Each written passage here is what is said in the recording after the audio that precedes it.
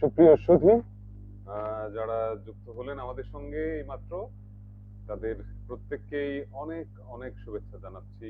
আমি সজল কুরাইশি, শিলন শিল্প আড্ডার ২৭তম আসরে। এবং আপনারা ইতিমধ্যেই আমাদের ব্যানারে, ফেসবুকের ব্যানারে দেখেছেন, আজ আমাদের সঙ্গে রয়েছেন একজন বিশেষ মানুষ, বিশেষ একজন অতিথি, যিনি সুদীর্ঘকাল আহ, যাবৎ তিনি আবৃত্তি চর্চায় নিয়োজিত রয়েছেন।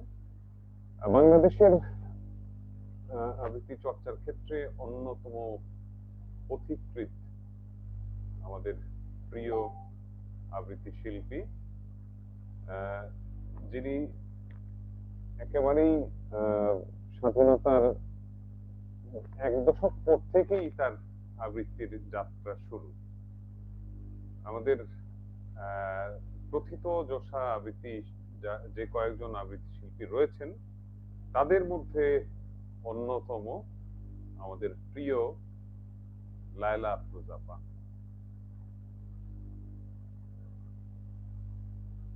আমরা আমাদের অতিথিকে আপনাদের সামনে হাজির করছি। লায়লা আপা, কেমন আছেন আপনি?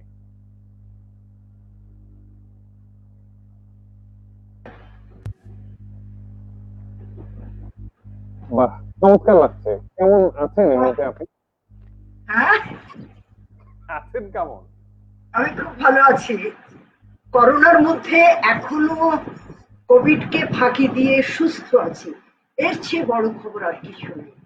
হ্যাঁ হ্যাঁ, তা যা বলেছেন, সত্যিকার অর্থেই যে কোভিড সিচুয়েশনে আমাদের খুব কাছের আশেপাশের অনেকগুলো মানুষকে আমরা হারিয়েছি এই সময়টার মধ্যে। সত্যি খুব আহ, কষ্টের, খুবই বেদনার। তো যাই হোক, তারপর আপনি অনেক অনেক ভালো আছেন। সেদিন শিল্পকলায় আপনার কথাগুলো শুনছিলাম, কি দারুণ ভাবে বলছিলেন আবৃত্তির জন্য। সত্যিকার অর্থে এই যে দীর্ঘকাল যাবৎ যে চর্চাটি করে আসছেন আপনারা, নতুন কিছু যদি না হয়, সেই ক্ষেত্রে সত্যিকার অর্থে চর্বিত চর্বণ দেখতে ভালো লাগে না কারোরই। শিল্পটিকে শিল্প হিসেবেই বিশেষ করে যারা শিল্পী, এই যেহেতু আবৃত্তি একটি প্রায়োগিক শিল্প, সেটিকে মঞ্চে কত ভালোভাবে উপস্থাপন করা যায়, এটি নিয়ে আরো কত নিরীক্ষা করা যায়, সেই কাজটি আপনারা করেছেন, দীর্ঘ একটি সময়, দীর্ঘকাল ব্যাপী করেছেন। এবং আহ, আহ, এই যে দীর্ঘকালের আবৃত্তি চর্চা, আহ, তার থেকে আমি শুরু করি, যে একেবারেই শুরুটা আপনার হয়েছিল কিভাবে, সেটি শুনবো। তবে তার আগে একটুখানি আমাদের শ্রোতী দর্শক মন্ডলীকে বলে রাখছি, আপনারা দয়া করে আমাদের এই আয়োজনে যারা যুক্ত হয়েছেন, তারা কমেন্টের মাধ্যমে যুক্ত থাকুন। এবং আহ, আপনাদের একটুখানি বলবো যে শেয়ার করে দিন, যেন আরো অনেকেই আমাদের এই আয়োজনটি দেখতে পায়, শুনতে পায়। তো লাইলা আপা, আপনার এই আবৃত্তি চর্চার শুরুটা কিভাবে হয়েছিল? কার মাধ্যমে, কেন এই আবৃত্তির প্রেমে পড়ে গেলেন? কবিতা ভালোবাসতাম ছোটবেলা থেকে। কবিতা কে ভালোবাসে না? বাঙালি মাত্রই কবিতা প্রেম। সেই অর্থে কবিতার প্রতি একটা দুর্বলতা, ভালোবাসা ছিল। কিন্তু আবৃত্তিকার হওয়ার সিদ্ধান্ত নিলাম বহু পর। সেটা ১৯৮১-৮২ থেকে সিদ্ধান্ত নিলাম, না, আগে আমি গান করতাম, গান বাদ দিয়ে মনে হলো যে না, এবার হ্যাঁ, আপনি তো খুব চমৎকার রবীন্দ্রসঙ্গীত করতেন। সকলে গান করে, নাচ করে, ছবি আঁকে, কিন্তু আমাদের দেশে একেবারে মানে পেশা হিসেবে আবৃত্তিকে কেউ নেয়নি। কেমন সংঘবদ্ধ হয়ে দলীয় চর্চা বলতে আমরা যেটাকে বৃন্দ আবৃত্তি, একটি কবিতা আমরা শতকণ্ঠে উচ্চারণ করব, একই কণ্ঠস্বরে, একই স্কেল থেকে। এই যে আমরা প্রথম প্রয়াস নিলাম, সেটি ছিল ১৯৮৩ সালে। ৯ জুন আমরা প্রথম অনুষ্ঠান করি। স্বৈরাচার বিরোধী ঢাকার প্রথম অনুষ্ঠান যদি বলা চলে, সেটি ছিল মাইলস্টোন অনুষ্ঠান, প্রশ্নের জন্য প্রার্থনা। তার আগে 83 14 ফেব্রুয়ারি আমাদের ঢাকা বিশ্ববিদ্যালয়ে আমাদের যে মজিদ খানের শিক্ষানীতি ছিল, যেটা আমাদের সাধারণ ছাত্রছাত্রীর স্বার্থ বিরোধী ছিল, কেমন সেটির বিরুদ্ধে আমরা একটি শ্বেতপত্র দিতে যাই শিক্ষা মন্ত্রণালয়। তো ঢাকা বিশ্ববিদ্যালয়ে তখন ছাত্রছাত্রী ছিল 18,000, সায়েন্স ফ্যাকাল্টি, আর্টস ফ্যাকাল্টি মিলে। তো 18,000 ছাত্রছাত্রী সেদিন বটতলাতে উপস্থিত ছিল অপরাজেয় বাংলার সামনে। তো সেখান থেকে আমরা 11টার সময় মিছিল করে শিক্ষা ভবনে যাওয়ার মুখে দোয়েল চত্বরে প্রথম আমরা গুলির সামনে পড়ি। আমাদের টার্গেট ফায়ার করা হয় আমাদের মিছিলের উপরে। সেই মিছিলে অন্তত পক্ষে 600 ছাত্রী ছিল। তো এটা একদম অনাকাঙ্ক্ষিত ছিল। হ্যাঁ, তখন তো মোবাইল ছিল না। দোয়েল চত্বর থেকে বটতলার দূরত্ব কত দূর কিন্তু আমরা জানতাম না, আমাদের নেতারাও হয়তো জানতেন তখন যে এরকম কার্জন হলের সামনে এরকম ভাবে আর্মি পজিশন নিয়েছে। তো যাই হোক, সেই মিছিলে টার্গেট ফায়ার হলে জাফর, জয়নাল, দীপালি সব ওই দিনে মারা যায় এবং এর পর অসংখ্য ছাত্রছাত্রী আহত হয়, অনেক চিরকালের জন্য পঙ্গু হয়ে যায়। সেই ঘটনার পরে 5 মাস ঢাকা বিশ্ববিদ্যালয় বন্ধ করে দেওয়া হয়, যেটাকে আমরা এখনো বলি এরশাদীয় ভ্যাকেশন। ওই সময়ে আমাদের আড্ডার জন্য উত্তর বিশ্ব সাহিত্য কেন্দ্র, ওখানে আমরা কয়েকজন বিশ্ব সাহিত্য কেন্দ্র দিয়ে আড্ডা মারতাম। আমি বিশ্ব সাহিত্য কেন্দ্রের পাঠ্যক্রমের সাথে পাঠ্যচক্রের সাথে যুক্ত হই 1978 সালে। তখন বিশ্ব সাহিত্য কেন্দ্র ছিল ইন্দিরা রোডে। এরপর সেই বিশ্ব সাহিত্য কেন্দ্রে আমাদের কয়েকজন বন্ধু এসে যুক্ত হয়, যাদের বই পড়ার আগ্রহ আছে। এবং আমাদের বিশ্ববিদ্যালয় বন্ধ হয়ে যাওয়ার ফলে আমাদের অবসর কাটাবার কোনো জায়গা ছিল না, আমরা যারা ঢাকায় বন্দী ছিলাম। তো ওখানেই একটা সময় আমাদের সিদ্ধান্ত হয় যে আমরা একটি আবৃত্তি দল করব। হ্যাঁ, তার আগে আব্দুল আবু সাইদ স্যার একটি উচ্চারণ ও সংবাদ পাঠের কোর্স করান ঢাকাতে, প্রথম সেটি, সেই কোর্সটি প্রথম কোর্স ছিল। তারপর নিমকো, জাতীয় সম্প্রচার কেন্দ্র, এরা পরবর্তীকালে ধারাবাহিকভাবে ধরনের কিন্তু উচ্চারণ ও সংবাদ পাঠ বিষয়ে প্রথম কর্মশালা ছিল সেটি বিশ্ব সাহিত্য কেন্দ্র। ওই কর্মশালাটি শেষ যাওয়ার পরে আমরা কয়েকজন একদম হয়ে যাই, মানে আমাদের কোনো কাজ নেই। সেই সময় আমরা সিদ্ধান্ত নিই, তখন কামাল হোসেন মঞ্জু, আনিসুজ্জামান এরা দুজনে সেই কর্মশালায় যোগ দেয়। সেই কর্মশালায় আমাদের 3 মাসের কর্মশালা 9 মাস করা। তো সেখানে কর্মশালা শেষ হয়ে যাওয়ার পরে আমি তো বিশ্ব সাহিত্য কেন্দ্রের পাঠ্যক্রমের সাথে যুক্ত ছিলাম, বেসিক এনরিচমেন্ট ক্লাস, যেটা মৌলিক উৎকর্ষ বিভাগ, কিন্তু মঞ্জু ভাই এবং আনিস সেখানে যুক্ত ছিল।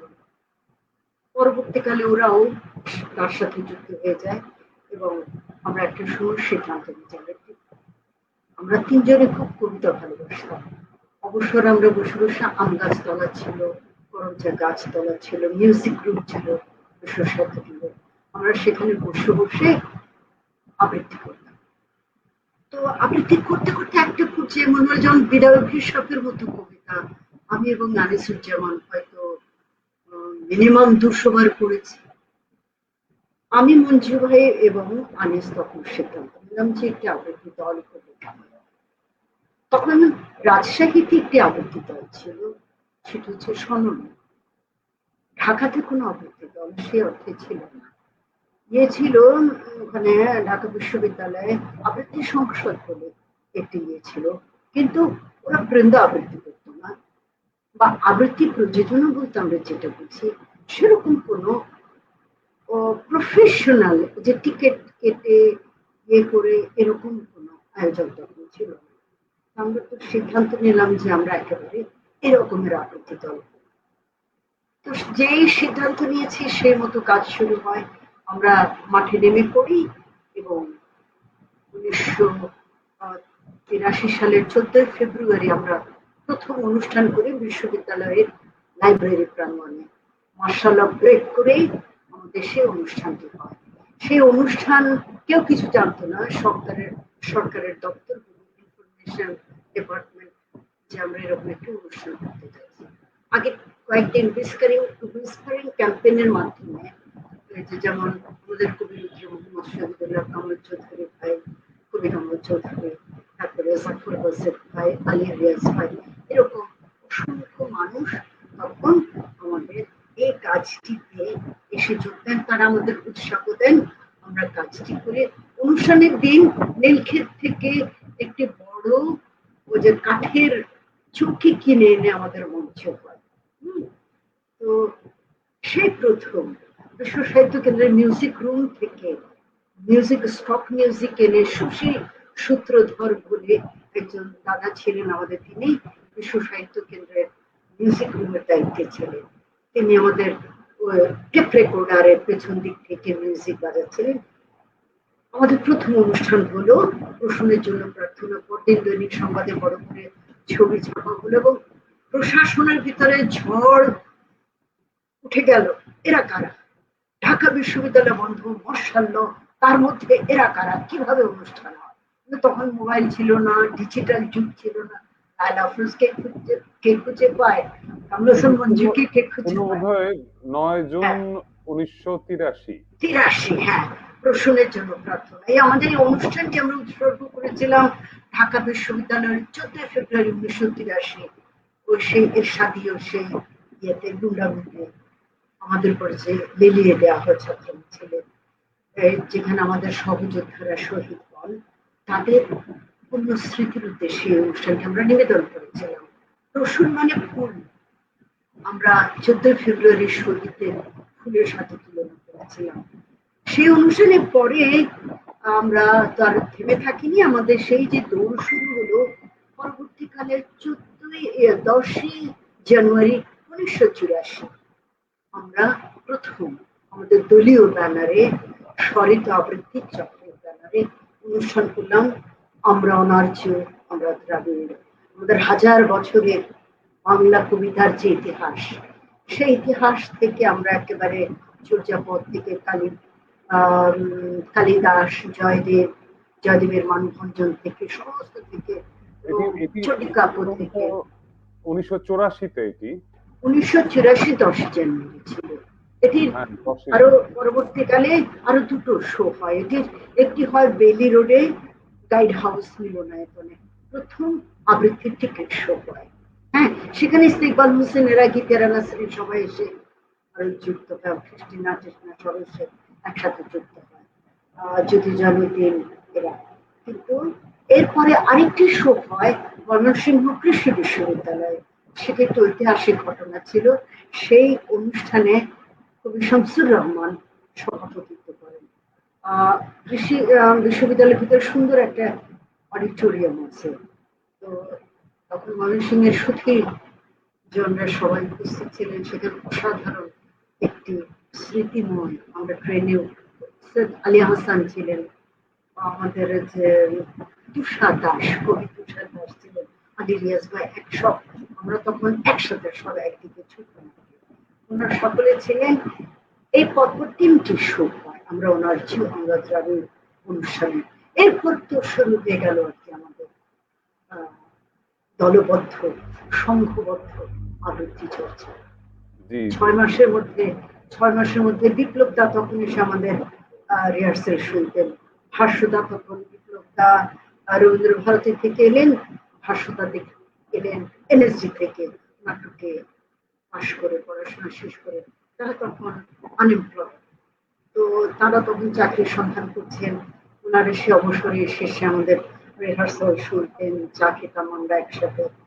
তো সেই অনুষ্ঠানের পর বিপ্লব বালা মাস 6 বলতে গেলেন কণ্ঠস্বর। লাইলা আপা, একটুখানি ইন্টারাপ্ট করি, আপনার খুব ফ্যান চলছে কিংবা আচ্ছা, আমি ফ্যানটা বন্ধ করে দিই। হ্যাঁ, ফ্যান চলছে, ফ্যানটা বন্ধ করে দিচ্ছি। ভুলে গেছিলাম। আর সুপ্রিয় দর্শক শ্রোতা, আমরা রয়েছি আমাদের প্রিয় আবৃত্তি শিল্পী, প্রথিতযশা আবৃত্তি শিল্পী লায়লা আফরোজের সঙ্গে। তিনি বলছিলেন তার কথাগুলো, হ্যাঁ হ্যাঁ, সেই আবৃত্তি নিয়ে যে আন্দোলন, সেই আন্দোলনের কথা বলছিলেন। আর এই ফাঁকে লায়লা আপা, আপনার জন্য একটি সারপ্রাইজ রয়েছে। কি আমাদের সঙ্গে আরো আরো একজন যুক্ত হচ্ছেন। কে কে আরো আস এই সময়ের একজন খুব গুণী আবৃত্তি শিল্পী, অনেক কাজ করে যাচ্ছেন মঞ্চে। আপনি দেখলেই তাকে চিনতে পারবেন, ফয়জুল্লাহ সাইদ। আচ্ছা আচ্ছা, এই সাইজ তুমি তো বাঁকা হয়ে আছো, সোজা হও। হ্যাঁ হ্যাঁ, তুমি ল্যান্ডস্কেপ আছো, রাইট? এই তো। জি। কেমন আছো? সাইদ ভাই, স্বাগত আপনাকে। খুব সম্ভবত ফোন এসেছে কারোর। আমার তো আসেনি।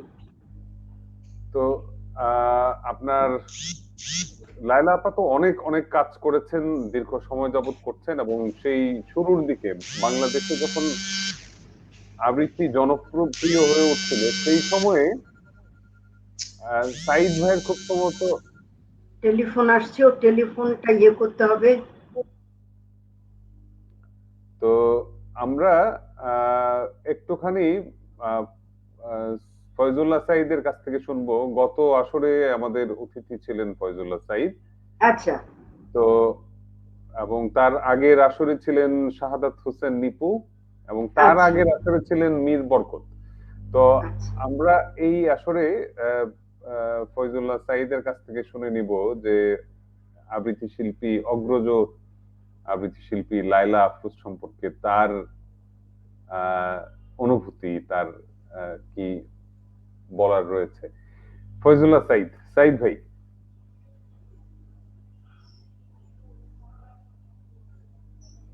হ্যাঁ, সাইদ ভাই কি শুনতে পাচ্ছেন আমাকে?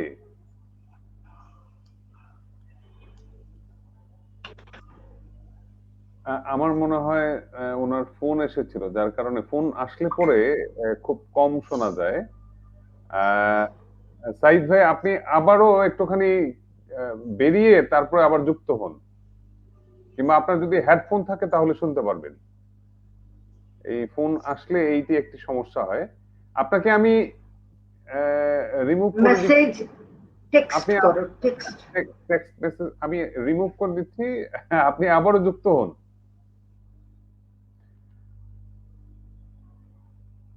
তো ইতিমধ্যে আমাদের সঙ্গে যুক্ত হয়েছে কবি নাজমুল করিম সিদ্দিকী। তিনি দারুণ লিখেন, ত্রিশাখ জলদাস নামে লিখেন।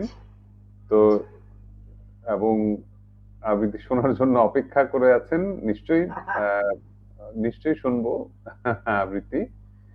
তো আমরা তাহলে একটি আবৃত্তি শুনে ফেলি লায়লা আপার কাছ থেকে। হ্যাঁ হ্যাঁ, শোনা যায়। আবৃত্তি শুরু করি, ফাঁকে ফাঁকে গল্প হবে। জি জি। ইয়ে, বিগত কয়েকদিন ধরে আহ দুর্গা পূজাকে উপলক্ষ করে আমাদের দেশে প্রচন্ড রকমের অস্থিরতা চলছে, এবং অনাকাঙ্ক্ষিত সব ঘটনা ঘটছে, যার জবাব আমরা কেউ দিতে পারছি না। কেন এমন ঘটনা ঘটছে, না রাষ্ট্র, না সাধারণ মানুষ, না বিবেকবান মানুষ, না খুবই যারা খুব অনাকাঙ্ক্ষিত। সমাজের সচেতন অংশ, তারা কেউ জবাব দিতে পারছে না। কিন্তু এক ধরনের নির্যাতন হচ্ছে, যেটি একদম অন্যায় নির্যাতন, এটা হওয়া উচিত নয়। আমরা এই স্বাধীন দেশে এরকম ঘটনা ঘটুক, এটা আমরা কেউ চাই না, কেউ চাই না। কারণ আনন্দ উৎসবে কি আমি পানি ঢেলে দেওয়ার কোনো মানে হয় না। এবং সত্য মিথ্যা যাচাই না করে নিজেদের হাতে আইন শৃঙ্খলা তুলে নেওয়া, এটা বহির্বিশ্বে নিজেদের ইমেজকে একদম খাটো করে দেয়। আমরা ভীষণ রকমের একটা অপমানজনক একটা অবস্থা আমরা পৌঁছে যাই। না না, কুমিল্লায় যে ঘটনাটি, চাঁদপুরে যে ঘটনাটি ঘটেছে, দেখলাম যে খুবই ছোট ছোট ছেলে, একেবারেই 10, 12, 15 বছর খুব বড় জোর এইরকম বয়সের ছেলেরা, এবং এদেরকে উম, অনেকটাই যেন মনে হয় উস্কে দেওয়া হয়েছে। এবং আহ, আমি আসলে ঘটনার তদন্ত সব হোক, সুষ্ঠু তদন্ত হোক, আমি বোধহয় তারপর যুক্ত কি হতে হয়েছে পেরেছি দেখা যাক। লাইলা আপা। হ্যাঁ, তুমি যুক্ত হয়েছে, হ্যাঁ। লাইলা তো আপা, আমি যুক্ত হতে পেরেছি। আমি আসলে এমন একটা জায়গায় আছি, আমার আচ্ছা, এডিটিং চলছে, নেটওয়ার্ক খুবই সমস্যা করছে। আমি 1 মিনিট একটু বলতে চাই আপনার অনুমতি নিয়ে এবং সজলের আচ্ছা, অনুমতি নিয়ে। আচ্ছা, বারবার আমি আহ, বিচ্ছিন্ন হয়ে যাচ্ছিলাম। আচ্ছা, আহ, বলো জি বলো। জি, জি, আমি সাইদ ভাই আসলে বলেন আপনি। দর্শক যারা আমাদের সঙ্গে যুক্ত আছেন, তারা আজকের যিনি অতিথি তার সম্পর্কে আমার বলা এটা একরকমের ধৃষ্টতা। তারপরেও সজল বলেছে এবং লায়লা আপা বলে কথা। আমি এই মানুষটিকে চিনি প্রায় 26 বছর। 26 বছর একজন মানুষের জীবনে দীর্ঘ সময়। তো লায়লা আপা সম্পর্কে আসলে বলার আহ, সাহস আমার নেই। তারপরে এক কথাই যদি বলি যে আবৃত্তি অন্তপ্রাণ একজন মানুষ। আবৃত্তিকে ভালোবেসে তিনি যে পরিমাণ শ্রম দেন এবং যে পরিমাণ ভালোবাসা তার এই শিল্পের প্রতি, এটি আসলে আমরা তার পরবর্তী সময়ে যে সমস্ত আবৃত্তি কর্মীরা এই অঙ্গনে বিচরণ করছি তাদের জন্য অনুপ্রেরণার উৎস বলবো লায়লা আপা। এবং বাংলাদেশে যে কজন নারী আবৃত্তি শিল্পী আশার আলো দেখিয়েছেন লায়লা আপা তাদের মধ্যে অন্যতম আহ, প্রধান একজন ব্যক্তি আমি বলবো। তার এই পথ চলা দীর্ঘদিনের। আহ, আমরা যখন এই একেবারে জন্ম হয়েছে তখন লায়লা আপা এই অঙ্গনে বিচরণ, এবং তার এই পথ চলা এতটাই আহ, বিস্তৃত যে লায়লা আপা সম্পর্কে বলে শেষ করা যাবে না। যে বিশ্ব সাহিত্য কেন্দ্রের সেই অনুষ্ঠানের কথা আমরা অনেকবার শুনেছি। সেই অনুষ্ঠান দিয়ে লায়লা আপার যাত্রা শুরু আবৃত্তির অঙ্গনে, এবং এখন পর্যন্ত তিনি আসলে এই অঙ্গনে বিচরণ করছেন স্বমহিমায় ভাস্বর। তো লায়লা আপার মানে সম্পর্কে আমি এই অনুষ্ঠানে যুক্ত হতে পেরে আমি নিজেকে ধন্য মনে করছি। লায়লা আপার আবৃত্তি এমন কোনো মঞ্চ বা এমন কোনো অনুষ্ঠান নেই যেখানে তার বিচরণ নেই। শুধুমাত্র ঢাকায় কিন্তু এটি সীমাবদ্ধ নয়। সেই 80-র দশকে লায়লা আপা ময়মনসিংহ কৃষি বিশ্ববিদ্যালয়ে গিয়েও অনুষ্ঠান করেছেন। চট্টগ্রাম, রাজশাহী, খুলনা, রংপুর, সিলেট এমন কোনো বিভাগ নেই যেখানে লায়লা আপার বিচরণ হয়নি। এরকম একজন গুণী আবৃত্তি শিল্পীর আজকে আমাদের সঙ্গে মানে এই অনুষ্ঠানে এসছেন। দর্শকরা অনেক আগ্রহ করে বসে আছে তার আবৃত্তি শোনার জন্য। আমি অতি ক্ষুদ্র একজন মানুষ, লায়লা আপার খুব ভক্ত একজন মানুষ। তার আবৃত্তি আমাকে নানানভাবে আহ অনুপ্রাণিত করে।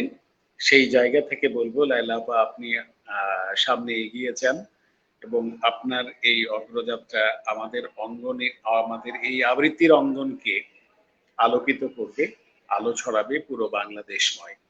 এবং আমরা যারা নতুন প্রজন্মের আবৃত্তি কর্মী তাদের জন্য আপনি অফুরন শক্তির আধার হয়ে থাকবেন, আমরা এই প্রত্যাশাই করি।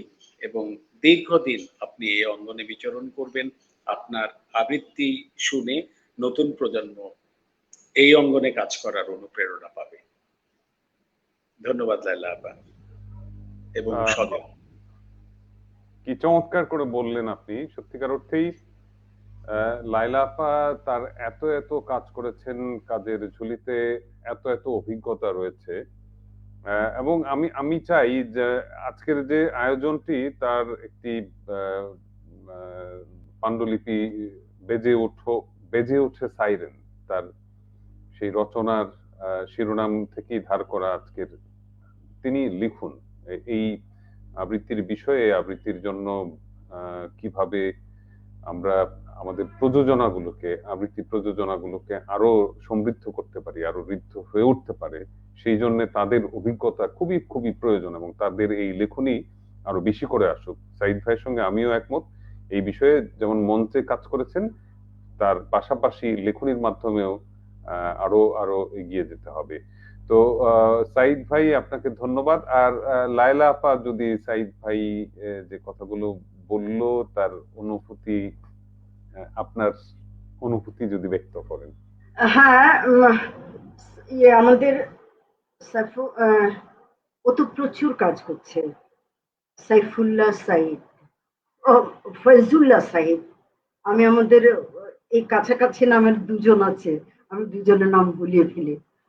তো ফয়জুল্লাহ প্রচুর কাজ করছে, বিশেষ করে বাচ্চাদের নিয়ে ওর যে কাজ, সেটি কিন্তু একটা ব্যতিক্রমী এবং অবশ্যই প্রশংসনীয় উদ্যোগ। কারণ বাচ্চাদের নিয়ে কাজ করা কিন্তু কঠিন কাজ। অনেকে বাংলা পড়তে পারে না, অনেকে অনেক কিছুই বুঝতে পারে না, তখন শিশুদের নিয়ে কাজ করা। তো তাদের মুখ থেকে কবিতা বের করে আনা, মঞ্চে তাদেরকে দাঁড় করানো, হ্যাঁ, এটা একটা বিশাল শ্রমসাধ্য ব্যাপার। আমি বাচ্চাদের নিয়ে অনেকটা সময় কাজ করেছি, ফলে আমার বাচ্চাদের একটা স্কুল ছিল, হ্যাঁ, মুক্ত কথা বলে আবৃত্তি একাডেমি। তো আমি তখন দেখেছি বাচ্চাদেরকে একসাথে করা, এটা যে কি একটা দুরূহ কাজ। এবং অনুষ্ঠান মঞ্চে নিয়ে যাওয়া, যেমন শহীদ মিনারে নিয়ে যাওয়া, রবীন্দ্র সরোবরে নিয়ে যাওয়া। কদিন আগে আমি দেখলাম ও বাচ্চাদের নিয়ে গঙ্গা যমুনা উৎসবে গেছে, ওর অনেকগুলো 30-40 জন বাচ্চা একই রকমের ইউনিফর্ম পরা, একই রকমের সাজ পোশাক করা বাচ্চারা। তো এই যে ব্যাপারটাও একটা চাকরি করে বাংলাদেশ টেলিভিশনে, সে চাকরির পাশাপাশি, পেশার পাশাপাশি এই যে ওর কাজটা আবৃত্তি শিল্পের জন্য, শিল্প চর্চা কোথায় যাবে কি হবে কেউ বলতে পারে না, কারণ কোনো সীমারেখা টেনে দেওয়া যায় না যে এটাই আবৃত্তির সীমারেখা। কিন্তু চর্চার মধ্য দিয়ে মানুষ একটা পর্যায়ে পৌঁছায়, একটা স্ট্যান্ডার্ড তৈরি হয়। হ্যাঁ, ওর নিচে নামা যায় না আর কি। ওর নিচে নামলে তখন ওটার শিল্প থাকে না। শিল্প প্রতিনিয়ত, যে কোনো শুদ্ধ শিল্প সে কিন্তু প্রতিনিয়ত নিরীক্ষার মধ্য দিয়ে যায়। হ্যাঁ, সে পেন্টিং বলেন আর নৃত্যকলা বলেন, ঠিক তাই। হ্যাঁ। তো যে ফজলুল্লাহ সাইদের সেই দলের যে কাজ, ও একদিন দুদিন নয়, সুদীর্ঘ সময় ধরে এই কাজটিও করে যাচ্ছে অত্যন্ত নিষ্ঠার সাথে। এটা কিন্তু একটা, ওকে, ও আমার থেকে বয়স অনেক জুনিয়র, ওর এই নিরলস প্রচেষ্টার জন্য, একাগ্রভাবে কাজ করে যাওয়ার জন্য ওকে আমি ব্যক্তিগতভাবে আজকে এই লাইভ অনুষ্ঠান থেকে ধন্যবাদ জানাচ্ছি এবং অভিনন্দন জানাচ্ছি।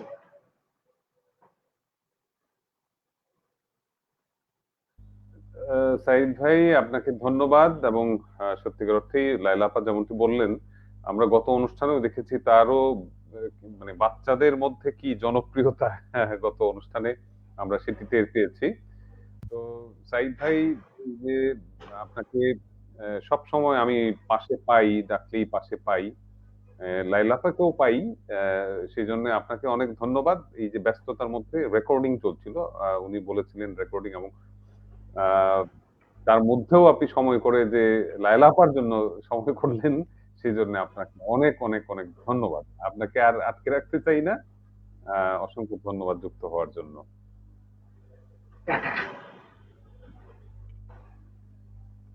তো লায়লা আপা, হ্যাঁ হ্যাঁ, বলেন। আমাদের প্রায় লাইভে 30 মিনিট পার হয়েছে, আপনার একটা আবৃত্তি শোনা হয়নি, অনেকেই অপেক্ষায় আছেন আচ্ছা, তার জন্য, সুতরাং আর কথা না হ্যাঁ, বলে আমি তো মোটামুটি, হ্যাঁ, কবিতাটি শুরু করবার আগে হ্যাঁ হ্যাঁ, ভূমিকাটা বলছিলাম যে জি জি জি। কবিতাটি, আমি যে কবিতাটি পড়তে চাই সেই কবিতাটি আসলে আমার না, এইটিও বলা যায় যে আপনি যে কথা বলেন সেইটিও আবৃত্তি, সেইটিও এক ধরনের শিল্প।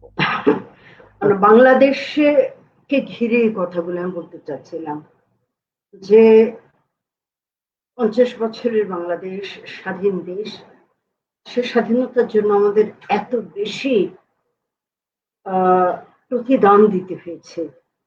তার বিনিময়ে যখন আমরা দেখি এরকম উন্মত্ততা, হ্যাঁ, এরকম ভয়াবহতা, ধ্বংসাত্মক কার্যকলাপ, আহ সেখানে সেটা প্রচন্ড রকম ভাবে মনের উপর ঝড় বইয়ে দেয় আর কি। আর বিভিন্ন ভিডিও ক্লিপ চলে আসছিল ফেসবুকের ডিজিটাল ফ্যাসিলিটি আমরা ভোগ করছি, সেখানে এত কিছু দেখছি। গতকালকে একটি বাচ্চা মেয়ে মারা গেছে, 10 বছরের মেয়ে, ধর্ষিত হয়ে। তো যেটা, এই মা, এই নারী, এই মেয়েটি কিন্তু একদিন বড় হতো, যুবতী হতো, তার বিয়ে হতো, তার সংসার হতো, সে সন্তানের জন্ম দিত। মেয়েরা কি মেয়েরা কি কাজ করে? সন্তানকে ধারণ করে, মানব বংশ প্রবহমান রাখতে নারীরা সাহায্য করে। সেই নারীদের যদি আমরা সম্মান করতে না জানি, আমরা যদি নারীদের প্রতি মুহূর্তে ঘরে বাইরে অপমান করি, নির্যাতন করি, সেটি কি হচ্ছে? সেটি তো আসলে আমরা নিজের মাকে অপমান করছি, নিজের বোনকে অপমান করছি। এটা কখনোই কোনো সভ্য সমাজের লক্ষণ হতে পারে না। বুঝে না বুঝে যেই এই কাজটি করুক বা করাক, উত্তেজিত করুক বা পরিবেশ সৃষ্টি করুক, এগুলো হচ্ছে গর্হিত অপরাধ। এই কাজগুলো একদমই হওয়া উচিত নয়, একদমই হওয়া উচিত নয়। যাই হোক, আমি এরপরও আমি বলি, বাংলাদেশ ঝড় ঝঞ্ঝা জলোচ্ছ্বাস, মহামারী, মন্বন্তর, দুর্ভিক্ষ, বৈদেশিক ঔপনিবেশিক শাসন, সামরিক স্বৈর শাসন, এত কিছু, সাইক্লোন, 91-এর প্রলয়ঙ্করী সাইক্লোন, টর্নেডো, আমাদের আইলা, কত কি আমাদের উপরে বয়ে যায়। কিন্তু তারপরও আমাদের এই বাংলা মা কি করে? গা ঝাড়া দিয়ে উঠে, হেসে ওঠে, হেসে ওঠে। আবার সুন্দরবনে মাটি খুঁড়ে নতুন করে ম্যানগ্রোভ ফরেস্ট জন্ম নেয়, আবার প্রাণের সঞ্চার হয়, মানুষ আবার যুদ্ধবদ্ধ হয়, আবার মানুষ হাসে। এই বাংলা মায়ের জয়গান গেয়ে কবি সিকান্দার আবু জাফর লিখেছেন কবিতা কত বছর আগে, ইতিহাস চারিণী বাংলা। আমার খুব প্রিয় একটি কবিতা, গত 35-40 বছর ধরে পড়ছি, ওরা সবাই জানে এটি লায়লা আফরোজের কবিতা হিসেবে। বহুদিন পড়ি না কবিতাটা, কিন্তু আজকে মনে হলো যে কবিতাটি পড়া উচিত। কেউ যদি এই অনুষ্ঠানটি দেখে থাকে, শুনে থাকে, আমি এই দেশের একজন সিনিয়র সিটিজেন, হ্যাঁ, মুক্তিযুদ্ধের সময় আমার বয়স ছিল 11 বছর, এখন আমি প্রৌঢ়ত্বের পর্যায়ে। তো এই বাংলাদেশে এখন যারা নাগরিক, তারা তো আমার থেকে বয়স অনেক ছোট, তারা অনেক কিছু দেখেনি, হ্যাঁ, তারা আবেগে টইটুম্বুর ভরপুর, ওদেরকে যে যা বলছে সেটা ওরা বিশ্বাস করছে এবং সেই অনুযায়ী ওরা হয়তো ছুটছে। কিন্তু এ করে কি হচ্ছে? বহির্বিশ্বে আমাদের যেমন ইমেজ নষ্ট হচ্ছে, সে হিসেবে সেরকম ভাবে আমরা নিজেদের পায়ে কুড়ুল মারছি। তো বাংলাদেশ এমন এক দেশ, এই বদ্বীপে আমরা যারা বাস করি, এই ভূখণ্ডে যারা বাস করি, তারা লড়াকু জাতি। কেমন? বারবার সেটি আমরা প্রমাণ করেছি। তো যে কোনো অন্যায় অনাচার, এ ধরনের সাময়িক অস্থিরতা, যেন হিংসা বিদ্বেষ হলে বাঙালি আবার একদিন পরস্পরের হাত ধরে হেসে উঠবে, সেই আশায় কবি সিকান্দার আবু জাফরের এই কবিতা আমার ভীষণ প্রিয় কবিতা। বহু বছর পরে আমি আবার পড়ছি।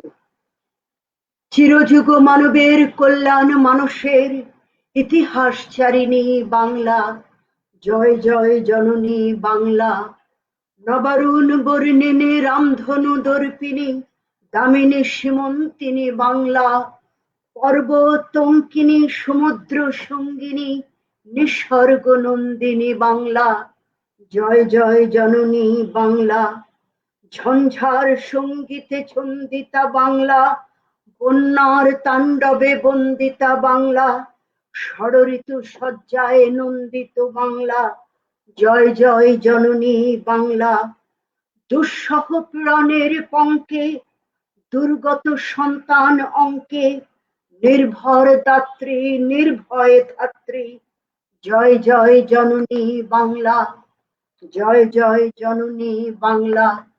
কুণ্ঠিত কৃষকের, লুণ্ঠিত মজুরের, লাঞ্ছিত শ্রমিকের বাংলা, জরামারি জীর্ণ ভাগ্য বিদীর্ণ, জেলে তাঁতি মাঝিদের বাংলা, জয় জয় জননী বাংলা।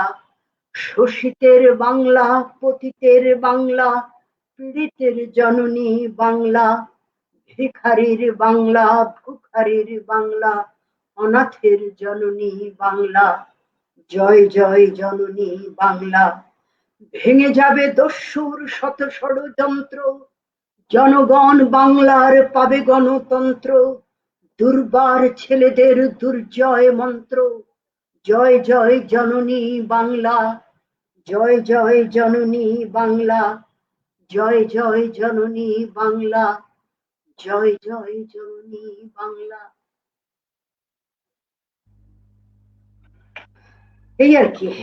জয় জয় জয় জয় জননী বাংলা। নিশ্চয়ই বাংলার জয় হয়েছে, বাংলার জয় হবে, হতে থাকবে। হবে।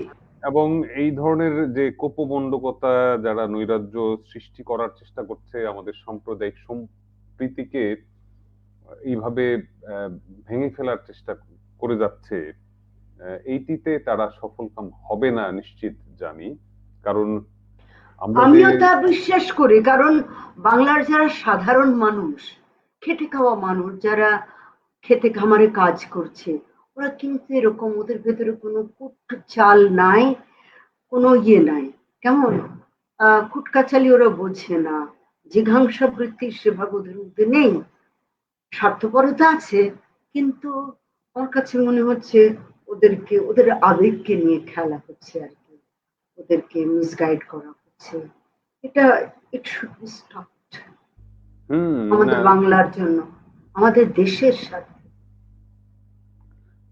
ঠিক তাই, ওদেরকে মিসগাইড করা হচ্ছে। এবং সেই জায়গাতে আমাদের যারা সংস্কৃতির চর্চা করি, কিংবা আমরা যারা বুদ্ধিজীবী হিসেবে বুদ্ধির চর্চা করি, লেখালেখির কাজটি করি, বুদ্ধিবৃত্তির চর্চা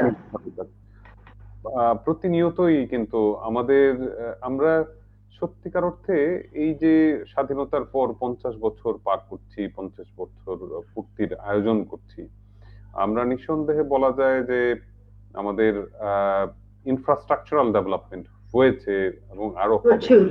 কিন্তু কিন্তু আমাদের মনোজগতের যে জায়গাটির উন্নত হওয়া প্রয়োজন, আরো উন্নত থেকে উন্নততর হওয়া প্রয়োজন, আরো বেশি করে সংস্কৃতিবান হওয়া প্রয়োজন। উন্নত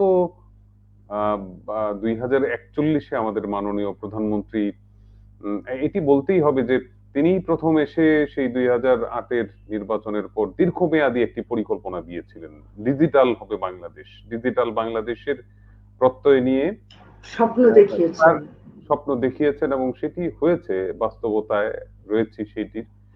2041-এর কথা বলেছিলেন, তিনি বলেছেন যে উন্নত বিশ্বের কাতারে যাব আমরা, কিন্তু উন্নত বিশ্বের যে উন্নত নাগরিক হওয়ার যে জায়গাটি, সেইটির জন্য আমরা আসলে একাধারে সংস্কৃতি শিল্পীদের দায় রয়েছে, কিন্তু নিশ্চয়ই রাষ্ট্রেরও দায় রয়েছে, সরকারেরও দায় রয়েছে, সমাজের প্রতিটি মানুষের দায় রয়েছে। এই যে কালচার, এই যে সংস্কৃতি, যে সাম্প্রদায়িকতার বিষ বাষ্প এখনো ছড়িয়ে যাচ্ছে এই স্বাধীনতার এত কাল পর, সেইটি কেন থেমে যাচ্ছে না? আমরা কি সংস্কৃতি চর্চা করছি? আমরা কেনই বা আমাদের কণ্ঠ এতখানি উচ্চকিত হয় না? আমাদের যে ভাবনা চিন্তা, সেটি কেন আমরা ছড়িয়ে দিতে পারি না? নিশ্চয়ই আমাদের এটির দুটি কারণ আমার কাছে মনে হয়। একটি কারণ হলো, যে সমস্ত আমাদের যদি সম্মিলিত সাংস্কৃতিক জোটের কথা বলি, জোটভুক্ত বা আবৃত্তি সমন্বয় পরিষদের কথা বলি, এই প্রতিষ্ঠানগুলোর নিয়ন্ত্রণে যে দলগুলো আছে, হয়তো হতে পারে যে তারা সংস্কৃতি চর্চায় যতখানি মনোযোগী, ততখানি তারা এই বিষয়গুলো নিয়ে ভাবছে না। সংস্কৃতি তো আর একে বাস্তবতাকে বাতিয়ে নয়, বাস্তবে যে কত কিছু ঘটে যাচ্ছে সেই দিকে বোধহয় আমরা আমাদের নজরটা সেভাবে দিইনি, অথবা দিলেও আমরা এটাকে হেসে খেলে উড়িয়ে দিয়েছি, আমরা সিরিয়াস নিইনি বিষয়টাকে, এরকম হতে পারে। আবার আরেকটা ব্যাপার হতে পারে যে সংস্কৃতি চর্চা যারা করছে তারা হয়তো তাদের মধ্যে কোনো অভিমান থাকতে পারে যে রাষ্ট্রের দুর্যোগে আমরা ঝাঁপিয়ে পড়ি, অতীতে যেমন হয়েছে গণতান্ত্রিক আন্দোলনের লড়াইতে, স্বৈরাচার বিরোধী আন্দোলনের লড়াইতে আমরা দিনের পর দিন মাঠে থেকেছি, ট্রাকে থেকেছি, এ করেছি, আমাদের কথা কেউ তো মনে রাখে না। এরকম কোন অভিমান থেকে হয়তো হতে পারে যে সংস্কৃতি কর্মীরা, যে রাষ্ট্র সরকারগুলো যখন নির্বাচিত সরকার ক্ষমতায় থাকে তখন তারা কিন্তু বেনিফিশিয়ারি হয়। আমি আবৃত্তি শ্রমিক, আমি সঙ্গীত শিল্পী, আমি তো সেইভাবে আমাকে কেউ মূল্যায়ন করে না।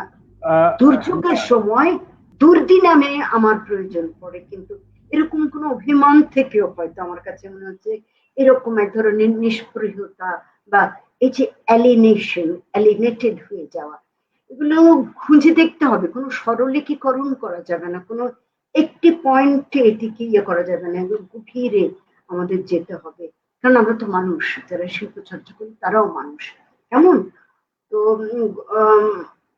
এতগুলো সরকার আমরা দেখেছি, তো কে কিভাবে বেনিফিটেড হয়েছে, কে কতখানি, এগুলো আসলে আত্মবিশ্লেষণের সময় এসে গেছে, অনেক আগেই সময় এসে গেছে, আমরা সেদিকে তাকাইনি।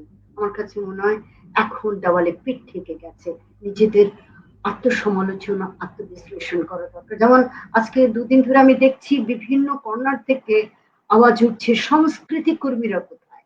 এত বড় একটা ঘটনা ঘটছে সারা বাংলাদেশের বিভিন্ন অঞ্চলে, কুমিল্লার মতো একটি মানে কেন্দ্র যদি বলা চলে বাংলাদেশের, মূল ইয়ে আর কি, ভৌগোলিক ইয়েতে যদি বাঁশ পোতা হয় তাহলে কুমিল্লাকে বাদ দিয়ে কোনো দিকে যাওয়া যাবে না। সেই কুমিল্লার মতো একটি জায়গায় এরকম একটি ঘটনা হচ্ছে, সেটি আগুনের লেলিহান শিখার মতো ছড়িয়ে পড়লো বিভিন্ন জায়গায়।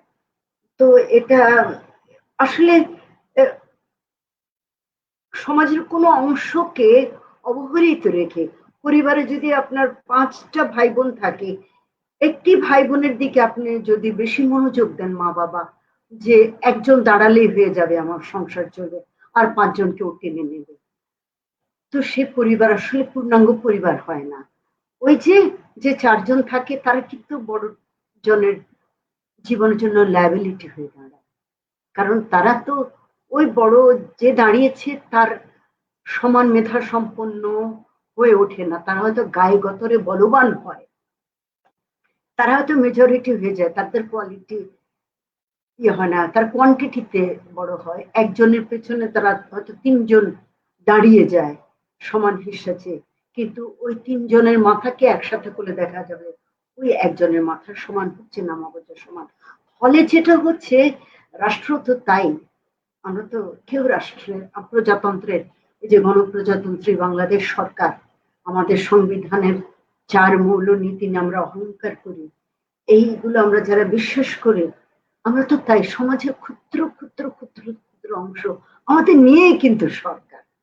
কেমন কোথায় কোথায় লাইট ফেলানো উচিত, টর্চ লাইট ফেলানো উচিত, কোন জায়গাটা অন্ধকার আছে, কোন জায়গাটা, এগুলো রাষ্ট্রনায়কদের বুঝতে হবে, জানতে হবে। প্রয়োজনে এখন একটা ডায়ালগ দরকার, এখন এইরকম সময়গুলোতে, ক্রাইসিসের মুহূর্তে আমার কাছে মনে হচ্ছে একটি সংলাপ দরকার, যে সংলাপে সকলে বসে রাষ্ট্রযন্ত্রকে সাহায্য করবে, কথা বলবে, কোথায় কোথায় কি কি কাজ করা উচিত। যেমন সরকার কাজ করছে, হয়তো তার আন্তরিকতার কোনো অভাব নাই, কিন্তু সে আন্তরিকতা সঠিক পথে তারা এগোচ্ছেন কিনা সেটাও। যেমন আমি মাঝে মাঝে বলতাম প্রফেশনাল লাইফে যে আমি আমি খুব মেজাজি মানুষ হিসেবে সবাই জানে, ব্যাংকেও আমার 31 বছরের জীবনে, যে আমাকে বলতো যে এরকম একটা ব্যাপার ছিল আর কি। তো আমি বলতাম আমি হচ্ছে working dog, I am taking salary end of this month, মানে each month from this institution, আমার ব্রেড বাটার সাপ্লাই করছে এই প্রতিষ্ঠান, আমার সোশ্যাল স্ট্যাটাস দিচ্ছে এই প্রতিষ্ঠান, এবং এই টাকাটা, বেতনের টাকাটা আমাকে হালাল করে নিতে হবে। ফলে আমি যতক্ষণ কাজ করছি সেই সময়টাতে আমাকে ঘিরে আমার পক্ষ থেকে বা আমার আন্ডারে যারা কাজ করছে সামান্যতম বিচ্যুতি হতে পারবে না। আমি হচ্ছে বার্কিং ডগ। আমরা যারা সিনিয়র উঁচু পর্যায়ে কাজ করেছি তারা হচ্ছে বার্কিং ডগ। যেখানে কোনো ভুল ভ্রান্তি কোনো রকমের হয়েছে সেখানে আমরা ঘেউ করেছি। আমরা কুকুর পুষি কেন? আমার সেফটি সিকিউরিটির জন্য। সে যখন দেখে কোথাও একটা গাছের পাতা পড়েছে, কেউ একজন উঁকি মারছে, একটা বেড়াল এসে ঢুকলো, একটা কাউয়া এসে ঢুকলো, সে তখন কিন্তু ঘেউ ঘেউ করে মুনিবকে প্রহরাত মানে সতর্ক করে। আমরা হচ্ছি সেই মানুষগুলো যারা শিল্প চর্চা করি এবং বিভিন্ন ট্রেডের মানুষ। সেজন্য আমরা যারা সরকারের অংশ নই, শুধুই সমাজ বলতে পারেন, আপনি বলবেন, এদের সাথে আমার এদেরকে নিয়ে আমার কাছে মনে হচ্ছে ডায়ালগে বসা উচিত। এটা এই ভুলের মধ্য দিয়ে আমরা আর এগোতে পারবো না। আমরা প্রচুর সময় হেঁটেছি ভুল পথে। আমরা আমাদের যেন আর ভুল না হয়, আমাদের আর ভুল করবার সময় নেই।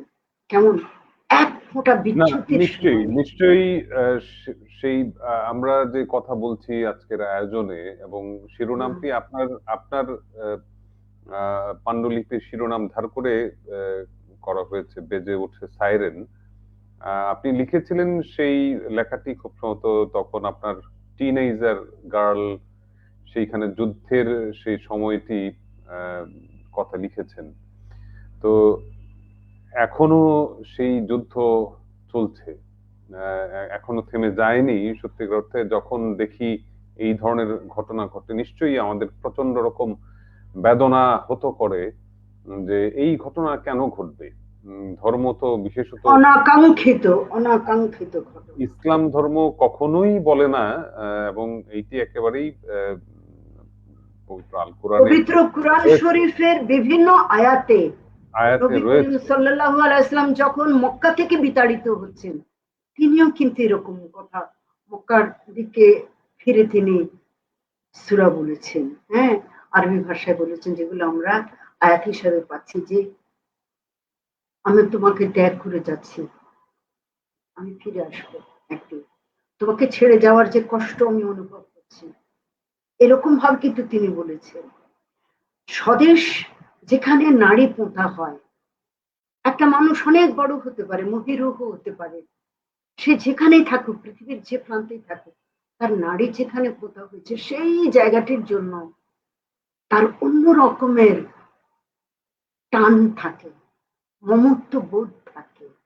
হ্যাঁ, তার বেড়ে ওঠা, যে মাটিতে সে প্রথম পা রেখেছে, হামাগুড়ি দিয়েছে, সেখান থেকে কাউকে বিতাড়িত করবার, কাউকে অপদস্থ করবার কোনো অধিকার আমার নাই, আমাদের নাই। এটা আমাদের সকলকে বুঝাতে হবে। সে বোঝানোর দায়িত্বটা অতি শক্ত শুরু করতে হবে। কেমন? নিশ্চয়ই নিশ্চয়ই। তো আহ, অনেকেই কবিতা শুনতে চাচ্ছেন, কথা তো অনেক শুনলেন, কিন্তু সত্যিকার হ্যাঁ, অর্থে এই কথা কিন্তু বলতে হবে। এই কথাগুলো যদি না বলি আমি শুধু শুধু কবিতা মঞ্চে তো আমরা উঠে, প্রচুর পড়েছি জি জি, আমাদের।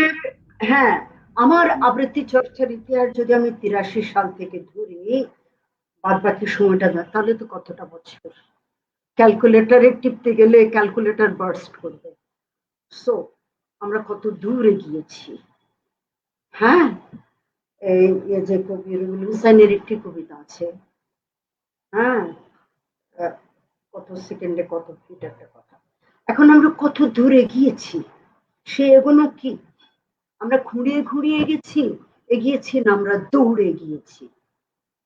হ্যাঁ, বেন জনসনের মতো অলিম্পিক ট্র্যাকে আমরা দ্রুততম মানব হওয়ার জন্য যে দৌড়, সেই দৌড়ে আমরা এগিয়েছি চাইনিজ পিপলের মতো নিজেদের কম্পেয়ার করবার। নিজেদের এখন আত্মসমালোচনা, আত্মজিজ্ঞাসা শুনে এসে গেছে। এখন কবিতা তো প্রচুর পড়েছি, কেমন লাভটা কি হয়েছে? তার মানে কি আমরা কি বিচ্ছিন্ন দ্বীপের বাসিন্দা ছিলাম? তাই না? যারা সংস্কৃতি কর্মী, আমাদের অর্জনটা কি? ঠিক আছে, আমরা সংখ্যায় বেড়েছি, দলে ভারী হয়েছি, কেমন, কিন্তু what is our contribution? যদি হিসেব করতে হয় তাহলে এখন কিন্তু সকলে, শুধু রাষ্ট্রযন্ত্রের নয়, প্রত্যেকের এখন আত্মজিজ্ঞাসার সময় এসে গেছে। কেমন? তো আচ্ছা, যাই কবিতা হোক, পড়ছি। জি হুম। লাইলা আপা, কবিতা শুনিয়ে ফেলি আরেকটা। জি জি, আরেকটা আজকের কোন? এই দিনে কোনো রোমান্টিক কোনো কিছু মনে আসছে না। আমি দুঃখিত আজকে যারা আমাদের সাথে যুক্ত হয়েছেন। আমি যে কথাগুলো বলছি সেগুলো আসলে আমার ভেতরকার ক্ষরণের কথা আমি বলছি। তো 1971 সালে মুক্তিযুদ্ধের সময় আমার বয়স ছিল 11 বছর। সে 11 বছর বয়স আমি ভাত রান্না করে খেতে হয়েছে আমাকে। কেমন? সেই 11 বছরের বয়সে আমি 9 মাসের যুদ্ধ দেখেছি। আমি ট্রেঞ্চে ঢুকেছি। হ্যাঁ, আমি বম্বিং দেখেছি, এয়ার রেড দেখেছি, লাশ দেখেছি। ফলে আমার সেই স্মৃতি আমাকে তাড়িত করে। আমি যতদিন বেঁচে থাকবো ততদিন কিন্তু আমাকে তাড়িত করবে দুঃস্বপ্নের মতো। যে সময় আমার রূপকথার বই পড়ে চাদরের তলায় বা কম্বলের তলায় বসে বসে আমার রূপকথার বই পড়বার কথা ছিল, তখন আমি মাইলের পর মাইল উত্তপ্ত বালির উপর দিয়ে চরের মধ্যে কেটেছি। কি খাবো জানি না, সারাদিন চলে গেছে। অসংখ্য লাশ ভাসতে দেখি সমুদ্রে, নদীতে, সে ধলেশ্বরী শীতলক্ষা হয়ে। তো যে আমাদের সেই স্মৃতি, তো এখন যুদ্ধ যেন কোনো মানুষকে কখনো দেখতে না হয়, কোনো মানব শিশুর জীবনে যেন যুদ্ধ না আসে, সে দাঙ্গা হোক, যুদ্ধ হোক। তো যেতে বলে আমরা সেগুলো সাক্ষী, যার জন্য আমাদের কাছে, আমরা যখন এই দেশে কোনো অনিশ্চয়তা দেখা দেয় তখন প্রচন্ড ভাবে আমাদের ভিতরে রক্তক্ষরণ হয়। 30 লক্ষ মানুষ মারা গেছে এই দেশটিকে স্বাধীন করার জন্য। কেমন? আমরা কি করছি? 1986 সালে আমরা তো 21 বছর সামরিক স্বৈর শাসনের অধীনে ছিলাম। সামরিক স্বৈর শাসন যেটা করে, সবচেয়ে বড় ক্ষতিটা করে যে অ্যাডমিনিস্ট্রেশনকে ধ্বংস করে দিয়েছে। কেমন? যাক, তো 1986 সাল, সেটা হচ্ছে এরশাদের সময়। সে সময় দক্ষিণ আফ্রিকা তো তখন শ্বেতাঙ্গ শাসন চলছিল। একজন কবি ছিলেন বেঞ্জামিন মোলয়েস। সে বেঞ্জামিন মোলয়েসকে মিথ্যা খুনের দায়ে অভিযুক্ত করে মৃত্যুদণ্ডে দেওয়া হয়, ফাঁসিতে ঝুলিয়ে তার মৃত্যু কার্যকর করা হয়। যেদিন সকাল 7টায় তার মৃত্যুদণ্ড কার্যকর হয়, সেদিন তার বিধবা বৃদ্ধ নিঃসঙ্গ মা কারাগারের ফটকের সামনে কোটি কোটি কালো মানুষের সাথে হাতে হাত মিলিয়ে গান গাইছিলেন আফ্রিকার ন্যাশনাল অ্যান্থেম, নকোসেসেকেলি আফ্রিকা। হ্যাঁ, তো সে সময় আমরা যেহেতু স্বৈর শাসনের মধ্যে ছিলাম, আমরাও প্রতিদিন প্রাণ দিচ্ছিলাম, আমাদের মধ্যে অনিশ্চয়তা, সেটা।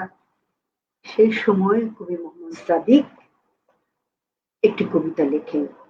সেই কবিতাটি আমি পড়ে শোনাই। এখন পর্যন্ত কবিতাটি আমার কাছে মনে হয় যে সমকালীন। কেমন? হ্যাঁ, গোর্কির কাছে একবার এক মায়ের গল্প শুনেছিলাম, আর এক সন্তানের। বহুদিন এরকম কোনো মা দেখিনি এরকম সিংহ হৃদয় শিশু।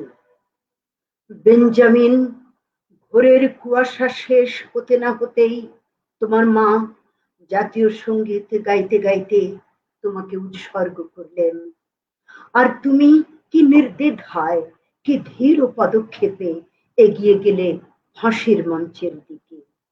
মূলত ফাঁসির দড়ি তো নয়, সর্বকালের, সর্বযুগের সর্বশ্রেষ্ঠ বরমাল্য তুলে নিলে নিজ হাতে, নিজের গলায়। ধন্য কবি তুমি, ধন্য বীর বটে, ধন্যবাদ প্রাপ্য আজ আফ্রিকার। মূলত উত্থান শুধু নয়, মূলত সংগ্রাম শুধু নয়, তুমি নিজে আজ অবিনাশী কবিতায়, অক্ষয় পঙ্ক্তিমালায়। তুমি পৃথিবীর শ্রেষ্ঠতম চিত্রকল্প আজ, তুমি নিপীড়িত আফ্রিকার সর্বশেষ উপমা। স্বৈরাচারী শাসকের মুখে এক চমকানো চপেটাঘাত। আমারও খুব ইচ্ছে ছিল পায়ে পায়ে হেঁটে আসি আফ্রিকায়, আমিও তোমার কণ্ঠে কণ্ঠ মিলাই, নকলসি সিকেলি আফ্রিকা, ঈশ্বর আফ্রিকাকে রক্ষা করুন। কিন্তু এখনো আমার পায়ে সাংঘাতিক শিকলের দাগ, নিজে আমি বন্দী হয়ে আছি শতাব্দীর নীল কারাগারে। নিজে আমি কোনোদিন কোনো এক ভোরে ভোর 7টায় আনমনে গিয়ে উঠি, নকশি সিকেলি বাংলাদেশ, ঈশ্বর বাংলাদেশকে রক্ষা করুন। হ্যাঁ, গোর্কির কাছে একবার এক মায়ের গল্প শুনেছিলাম, আর এক সন্তানের। ঋতুচক্রে ঘুরে ফিরে তুমি আজ পুনর্বার গল্প হয়ে গেছো। তুমি রক্ত দিয়ে লেখা এক অনুপম উপন্যাসের সর্বশেষ পাতা। মূলত ফাঁসের মঞ্চে স্বাধীন সকাল হয়ে তুমি ঝুলে আছো আফ্রিকার প্রাণের পতাকা। পতাকা যখন স্ট্যান্ডে ঝোলে, ফাঁসির দণ্ডপ্রাপ্ত বেঞ্জামিন মলয়েসকে কবির মনে হয়েছে ওই ঝুলন্ত পতাকার মতো। উড়ন্ত পতাকা পতপত করে, ঝুলন্ত পতাকা ভেঙে চুরে কুচকে ঝুলে থাকে। বেঞ্জামিন মলয়েস যেন সেই পতাকা। কি চমৎকার আপনার উচ্চারণ, আবৃত্তি, এবং এই যে কবিতার সঙ্গে জুড়ে দেওয়া কবিতার প্রেক্ষাপটটি বর্ণনা করে সেটির কারণে আরো বেশি কবিতাটি প্রাঞ্জল হয়ে ওঠে। তো ধন্যবাদ আপনাকে লায়লা আপা। এর মধ্যে আমার বোন কানিজ গুফরানি কুরাইশি কান্তি শুভেচ্ছা জানিয়েছেন আপনাকে। সেও আবৃত্তি সমন্বয় ধন্যবাদ। হ্যাঁ হ্যাঁ, আমার পরিচিত নাম, আমার সাথে বোধহয় ওর পরিচয় হয়নি কখনো, কিন্তু নামটির সাথে আমি পরিচিত। তো ফেসবুকে আমরা বোধহয় ফেসবুক ফ্রেন্ডও সম্ভবত। হ্যাঁ, আপনার বলিষ্ঠ উচ্চারণ সবসময় আমাদের অনুপ্রেরণা। সে লিখেছে, সে দীর্ঘদিন যাবৎ সেও আবৃত্তির চর্চার সঙ্গে জড়িত। অনুপ্রাস নামে একটি সংগঠনের সভাপতি, ঢাকাতেই থাকে এবং দীর্ঘকাল যাবৎ সেও আবৃত্তি সমন্বয় পরিষদের সভাপতি মণ্ডলীর সদস্য। তো লায়লা আপা যেমনটি বলছিলেন, সত্যিকার অর্থে আমরা একটুখানি মুড চেঞ্জ করি। আসলে খুবই আমরা যে ঘটনা স্মরণ করতে গিয়ে একটুখানি হয়তোবা আজকের আয়োজনটি বেশি ভারাক্রান্ত করে ফেলেছি। সেই জায়গা থেকে একটু বেরিয়ে আসি। লায়লা আপা, আপনার তো অনেক অনেক আয়োজন এবং অনেক একক আয়োজন যেমন রয়েছে, দ্বৈত আয়োজন, তার মধ্যে একক আয়োজনের মধ্যে আপনার সবার প্রথমেই যেটি চলে আসে যে তামাটে এক দ্রাবিড়, গ্রিয়ট। কি চমৎকার! এই প্রথম প্রযোজনাটি আপনার হয়েছিল খুব সম্ভবত 95-এ, এবং এপ্রিল 95। হ্যাঁ, সেই প্রথম প্রযোজনার কোনো বিষয় যদি আপনার মনে থাকে, কেমন লেগেছিল? প্রথম সেই একক ঢাকাতে কোনো নারী একক অনুষ্ঠান করবে, এটা তো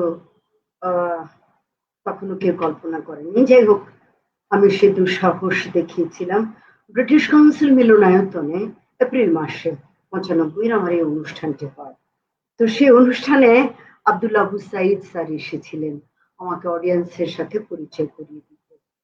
যেহেতু আমি তার প্রথম দিককার হাতে গড়া বা কিছু ছাত্রছাত্রীর একজন ছিলাম, তখন খুব ইনভলভমেন্ট ছিল।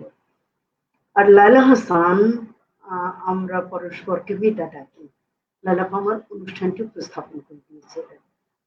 তো সেই অনুষ্ঠানে আমি প্রচন্ড নার্ভাস ছিলাম, আমার রীতিমতো পা দুটো কাঁপছিল, এরকম আর কি।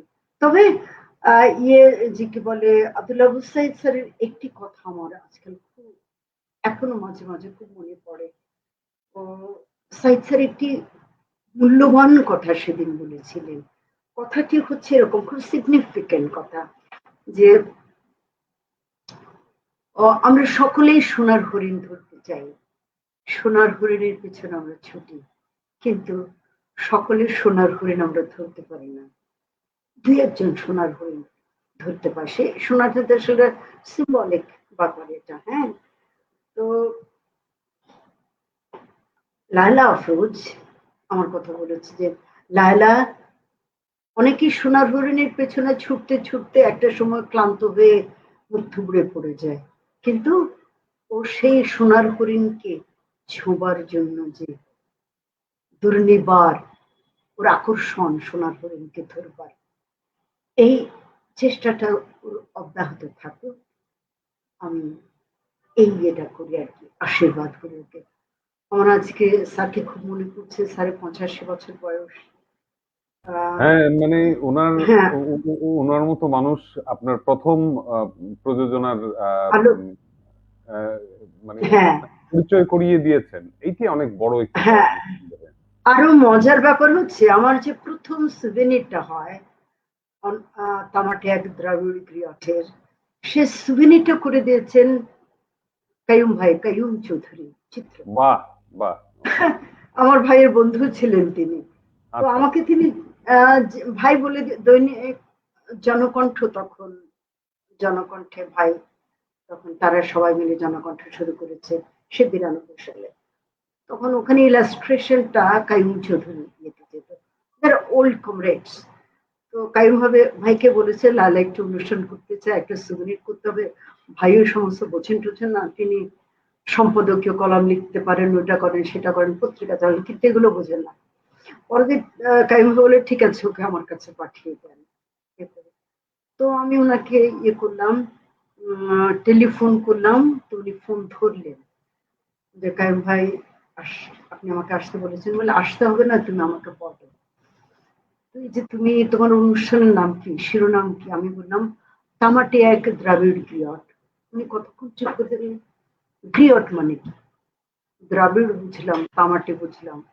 আমি তখন বললাম যে গ্রিয়ট হচ্ছে, খুব চমৎকার মানুষ ছিলেন, এই মানুষগুলোর আর জন্ম হবে না, বুঝতে পেরেছ, এই মানুষগুলো আমরা আর পাবো না, সামনে আমরা হয়তো অন্ধ একটা সমাজ পাবো, এই আলোকিত মানুষগুলো আর জন্ম হবে না। আমি বললাম যে আমার তো তখন বয়স কম, 95-তে। আমি লাফাতে লাফাতে বলছি গ্রিয়ট হচ্ছে, এটা পর্তুগিজ এবং আফ্রিকান ভাষায় এই শব্দটি আছে। হ্যাঁ, গ্রিয়ট হচ্ছে আহ একটি গোত্র প্রধান। তো এটি আমাদের কবি নুরুল হুদা ভাইয়ের একটি কবিতার লাইন, তামাটে এক দ্রাবিড় গ্রিয়ট, গল্পগুলো চারিয়ে দিলাম। ওনার শোভাযাত্রা দ্রাবিড়ার প্রতি একটি বই 1982-83 সালে প্রকাশিত হয়েছিল, প্রথম কাব্যগ্রন্থের শিরোনাম ছিল এরকম। আমি বললাম সেখানে, তো গ্রিয়ট হচ্ছে যে গোত্র প্রধান। তো হুদা ভাই বিশ্বাস করতেন তিনি জাতিসত্তার কবি হিসেবে প্রসিদ্ধি পেয়েছেন। তিনি মনে করতেন আমাদের এই যে দ্রাবিড় সমাজ ব্যবস্থায় এরকম গোত্র প্রধান ছিলেন। তিনি প্রচন্ড শ্রুতিধর হতেন, তিনি তার বংশের, তার এই যে গোত্রের ঐতিহ্য সংস্কৃতির কথা প্রজন্ম থেকে প্রজন্মে এটি চারিয়ে দিতেন, বলে যেতেন। তার কাছ থেকে হয়তো আরেকজন এটা জেনে নিত, সে আবার সেটি ধারণ করত। যেমন আমাদের কোরআন শরীফ প্রথমে তো যখন নাজিল হচ্ছে তখন কিন্তু লিখিত হয়নি, পরবর্তীকালে সেটি গ্রন্থিত হলো। তো সে কারণে এরকম ভাবে বলা হতো যে এই চর্চাটা হাজার হাজার বছর আগে মানব সভ্যতার শুরু থেকে আমাদের গাঙ্গেয় বদ্বীপে এরকম গ্রিয়ট ছিলেন আর কি, তাদের উদ্দেশ্যে এই। তখন কাইয়ুম ভাই শুনে খুব এক্সাইটেড হলেন, ভাই আচ্ছা আমি তো জানতাম না, একটা নতুন শব্দ শিখলাম, ধন্যবাদ তোমাকে, যাও 3 দিন পরে এসে তুমি আমার কাছ থেকে ইয়ে মেকআপটা নিয়ে যেও আর কি। তা আমি তো 3 দিন হিসেব করছি, ঠিক 3 দিনের দিন আমি ফোন করলাম তাকে, তিনি ফোন ধরলেন, বলে হ্যাঁ তোমার ইয়ে রেডি আছে, তুমি এসে নিয়ে যাও। তখন তিনি ধানমন্ডিতে থাকতেন। আমি তো রিক্সা নিয়ে দৌড়, তিনি ওকে যে লেআউট করে এরকম ভাবে দিলেন আর কি।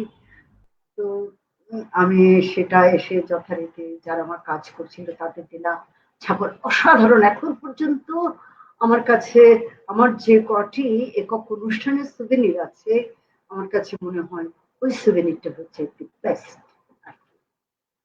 উনি এরকম ভাবে একটি হাত উপরের দিকে ইয়ে করে আছেন, একটা মানে বোঝা যাচ্ছে একটা অবয়ব, একটা হাত, অনেকগুলো আঙুল, বিউটিফুল একটা ইয়ে আর কি। মানে আপনার শুরুটা খুবই খুবই ভালো হয়েছিল, এত চমৎকার একজন মানুষ সুভিনিরে। স্মৃতিময়, ভীষণ রকমের স্মৃতিময় একটি, হ্যাঁ, জি জি জি শুরু। জি। এবং এরপরে তো অনেকগুলো একক প্রযোজনা করেছেন, যেমন দিনের হ্যাঁ, শেষে দ্বিতীয় প্রযোজনা, কিংবা আমি নইলে মিথ্যে হতো, সন্ধ্যা তারা উঠা এটা তৃতীয় প্রযোজনা। করেছিলাম ওই যে 150 বছর পূর্তি, রবীন্দ্রনাথের যে জন্মের 150 বছর পূর্তি উপলক্ষে রবীন্দ্র কবিতা থেকে রবীন্দ্রনাথকে নিবেদিত কবিতা এবং রবীন্দ্রনাথের কবিতা নিয়ে আমি নইলে মিথ্যা হতো, সন্ধ্যা তারা ওঠা, ওই অনুষ্ঠানটি হয় আমার আচ্ছা পাবলিক আচ্ছা। লাইব্রেরি মিলনায়তনে। হ্যাঁ, এবং এই এরকম ভাবে আপনার অন্ততপক্ষে 7টি একক প্রযোজনা রয়েছে, যৌথ প্রযোজনা, দ্বৈত প্রযোজনাও রয়েছে অনেকগুলো। এবং এর বাইরে অসংখ্য আয়োজনের সঙ্গে কিন্তু আপনি ছিলেন। এই এত এত কাজ করেছেন আপনি। যেমন 2012-তে শ্রীলঙ্কায় সার্ক টোরে কান্ট্রিজ কালচারালের আপনি প্রতিনিধি দলের সঞ্চালকের ভূমিকায় ছিলেন।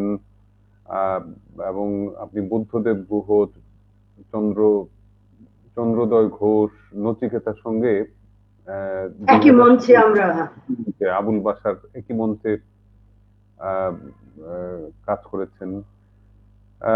এবং সবচেয়ে মজার যে বিষয়টি, যে জায়গা থেকে আমি আসতে চাচ্ছি, যে আমাদের গুন্দা, যেহেতু গুন্দা যেহেতু ময়মনসিংহের, নেত্রকোনার কিন্তু তার ময়মনসিংহে বারাহাট্টা, বারহাট্টা। হ্যাঁ বারাহাট্টা, হ্যাঁ হ্যাঁ হ্যাঁ। তো গোন্দা কিন্তু আমার এই শিলনের আয়োজনে এসেছেন, এবং কাশবন জি, তার জি, জি। গ্রাম।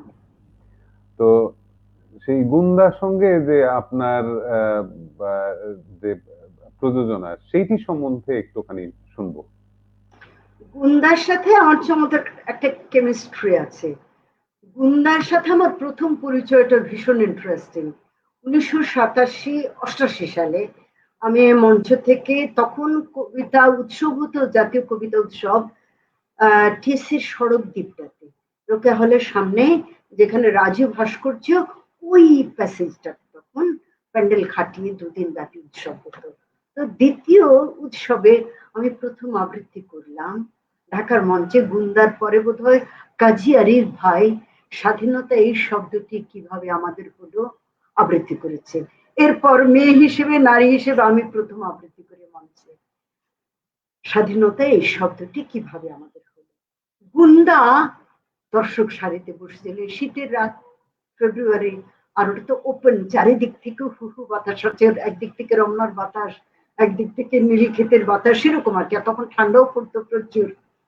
আমি কবিতা পড়ে মঞ্চ থেকে তো ত্রিং বিরিং করে করে লাফাতে লাফাতে নামছি।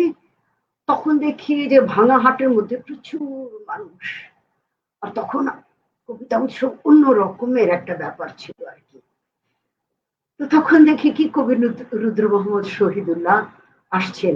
দূর থেকে আমাকে বললেন, রুদ্রদা, লালা শোনো। তারপর আমি দাঁড়ালাম বিড়ালের মতো পেছন দিকে অ্যাবাউট টার্ন করে।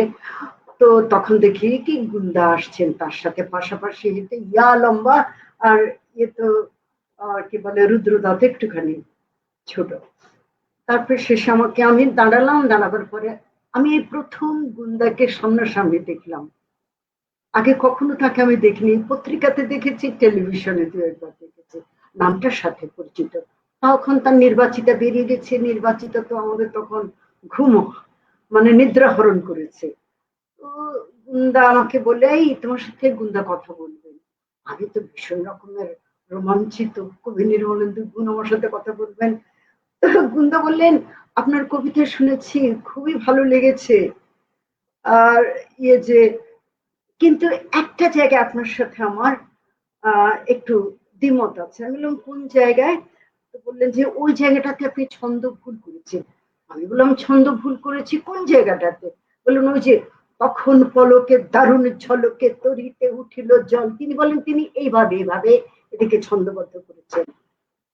কিন্তু আমরা তো বলি তখন পলকে দারুণ ঝলকে তরিতে উঠিল জল, হৃদয়ে লাগিল দোলা, জনসমুদ্রে জাগিল জোয়ার, সকল দুয়ার খোলা, কে রোধে তাহার বজ্র কণ্ঠ বাণী। এখানে এসে কিন্তু এইভাবে তখন পলকে দারুণ ঝলকে তরিতে উঠিল জল, হৃদয়ে লাগিল দোলা, জনসমুদ্রে জাগিল জোয়ার, সকল দুয়ার খোলা, কে রোধে তাহার বজ্র কণ্ঠ বাণী। এটা করতে গেলে এই যে কবিতার যে মেসেজটা, আবৃত্তিকার যখন কবিতার সাথে ইনভলভ হয়ে যায় ওই জায়গাটাতে এসে তার অনুভূতির চূড়ান্ত প্রকাশ ঘটে।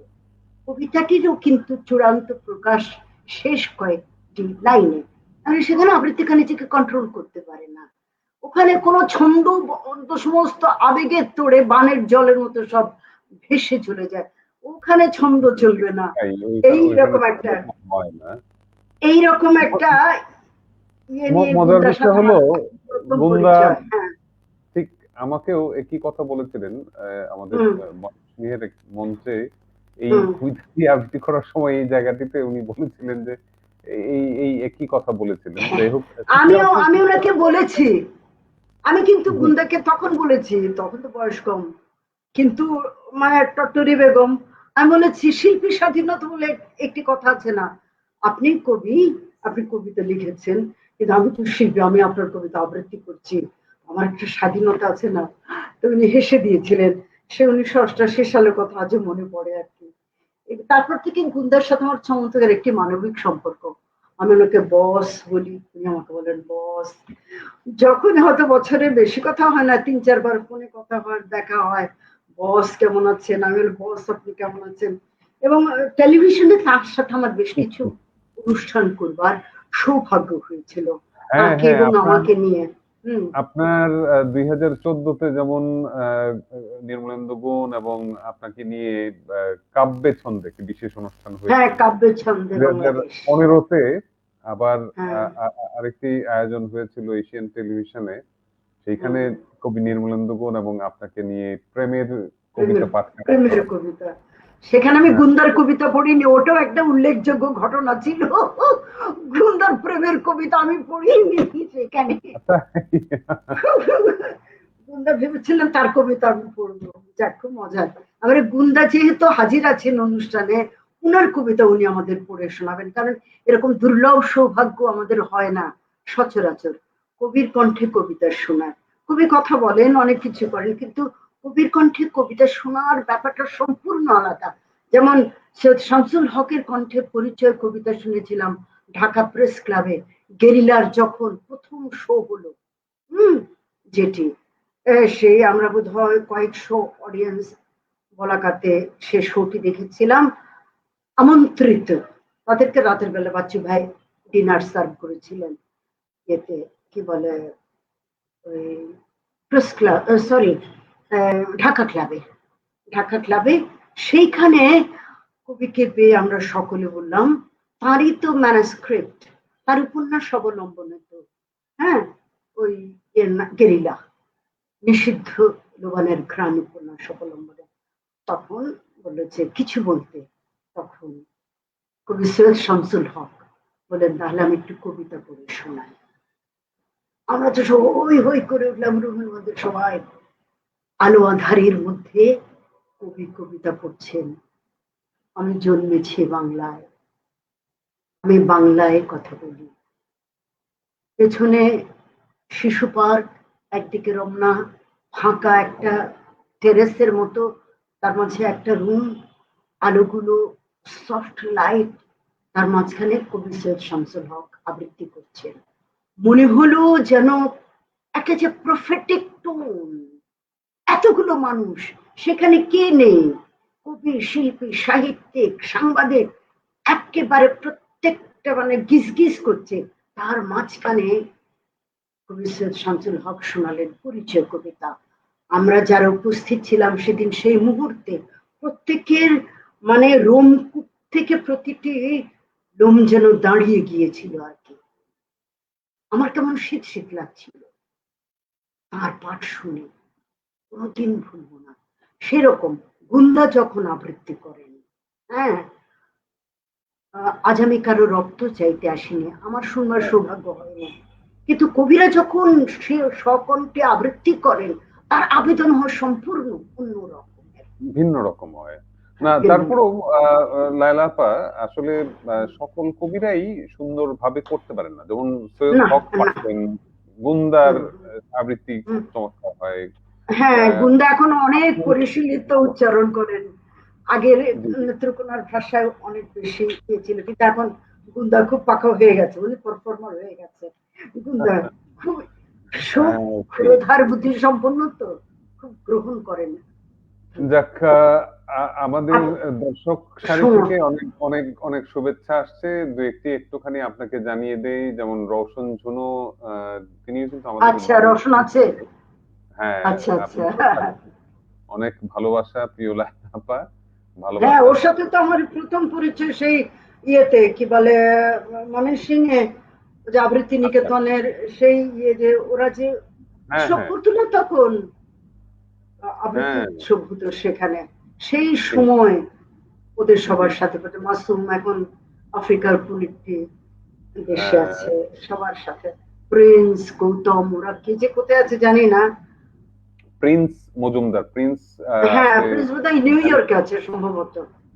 না, হুম, প্রিন্স বাংলাদেশি আছে। তাই না? আহ, জেনেক্স নামে আচ্ছা একটি প্রতিষ্ঠানের কর্ণধার আচ্ছা। সে। ও আচ্ছা, ফাইন। খুব বড় মাপের, এবং সেই কারণে সে ব্যস্ত এইখানে থাকে। সমাপ্তি দিতে পারে না।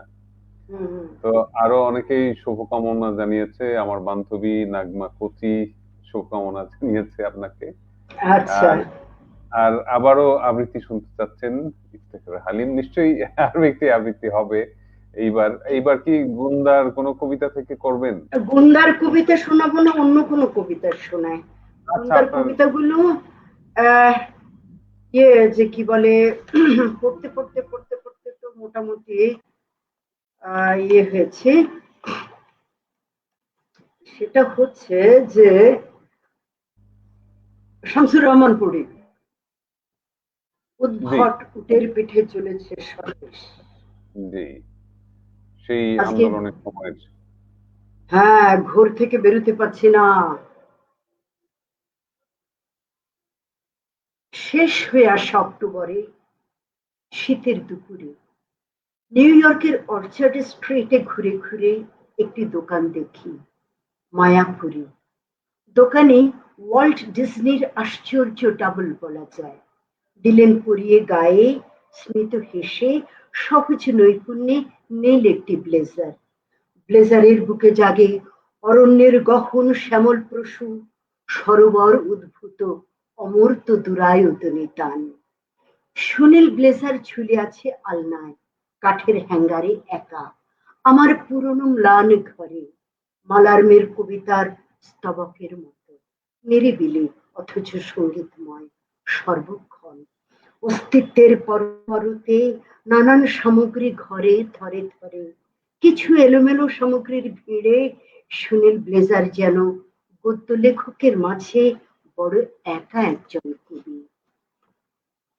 ব্লেজারের দিকে চোখ যায় যখন, তখন দেখি সে আছে নিভৃত অহংকারে, থাকার আনন্দে আছে, নিজের মতন আছে, বলে সান্দ্র স্বরে, এই যে এখানে আছি, এই থাকা জানি নিজেই তাৎপর্যময় খুব।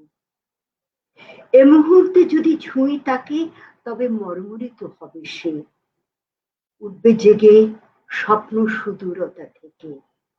কখনো ব্লেজার কৌতূহলে দ্রুত জেনে নিতে চায়, তরুণ রবীন্দ্রনাথ কাদম্বরী দেবীকে কখনো তীব্র চুমু খেয়েছেন কিনা, জোড়া সাঁকোর ডাগর অভিজাত পূর্ণিমায়।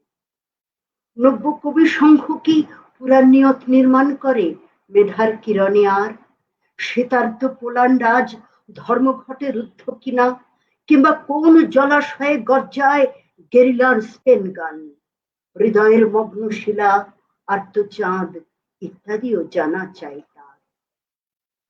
ভোরবেলা ঘন কুয়াশার তাঁবুতে আচ্ছন্ন চোখ কিছুটা আটকে গেলে তার মনে হয় যেন সে উঠেছে জেগে সুদূর বিদেশে। সেখানে এখন কেউ কারো চেনা নয়, কেউ কারো ভাষা ব্যবহার আদৌ বোঝে না। দেখে সে উদ্ভট উটের পিঠে চলেছে স্বদেশ বিরানায়। মুক্তিযুদ্ধ হায়, বৃথা যায়, বৃথা যায়, বৃথা যায়। কোথায় পাগলা ঘুমটি বাজে ক্রমাগত, এলোমেলো পদধ্বনি সবখানে। হামলাকারীরা ট্রাম্পেট বাজিয়ে ঘোরে শহরে ও গ্রামে, এবং ক্রন্দনরত পুলিশের গলায় শুকায় বেলফুল। 10 দিকে কত একাডেমিতে নিশীথে গোর্খতকেরা গর্ত খোঁড়ে অবিরত। মানুষের মুখগুলি অতি দ্রুত হয়ে যাচ্ছে শিম্পাঞ্জির মুখ। গালিবের জোব্বা দিল্লির সূর্যাস্ত যেন, রবীন্দ্রনাথের আলখাল্লা অনুপম, মৌলানা রুমির খিরকা, বদলেয়ারের মখমলে কালো কোট দুলে ওঠে আমার সুনীল ব্লেজারের কাছাকাছি। কিছু অসন্তোষ গাঁথা সুতোয় বিশদ কারুকাজে। ইতিহাস বিদ্বেষী ব্লেজার পূর্ণ নীল পদ্ম অকস্মাৎ, অবাধ স্বাতন্ত্র্য চায় ব্যাপক নির্বুকতায় আজ। নষ্ট হয়ে যাবে ভেবে মাঝে মাঝে আঁতকে ওঠে টুপির মতন ফাঁকা ভবিষ্যৎ। কল্পনায় মূর্ত হয় কখনো কখনো কবরের অবরুদ্ধ গুহা তাকে চেটে পুটে খাবে কোনোদিন, ভাবে সে। এবং নীল পাখি হয়ে দূর সিমেট্রির মিশকালো সাইপ্রেস ছেড়ে পলাশে রক্তাভ আভায় বসে গান গায়।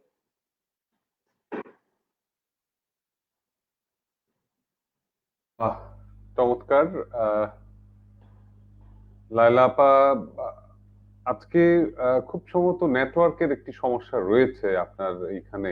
তাই না? হ্যাঁ, সাউন্ড গুলো খুব ভালো পাওয়া যায়নি, কিন্তু তাই না? হ্যাঁ, চমৎকার এই কবিতাটি, চমৎকার আপনার উচ্চারণ। হয়তোবা সাউন্ডের সমস্যার কারণে আরো আরো ভালো শোনা যেত, কিন্তু যন্ত্রের মাঝে মধ্যে তাই কিছু না? বিরক্ত থাকে, এইটি হ্যাঁ। মেনে নিতেই হবে।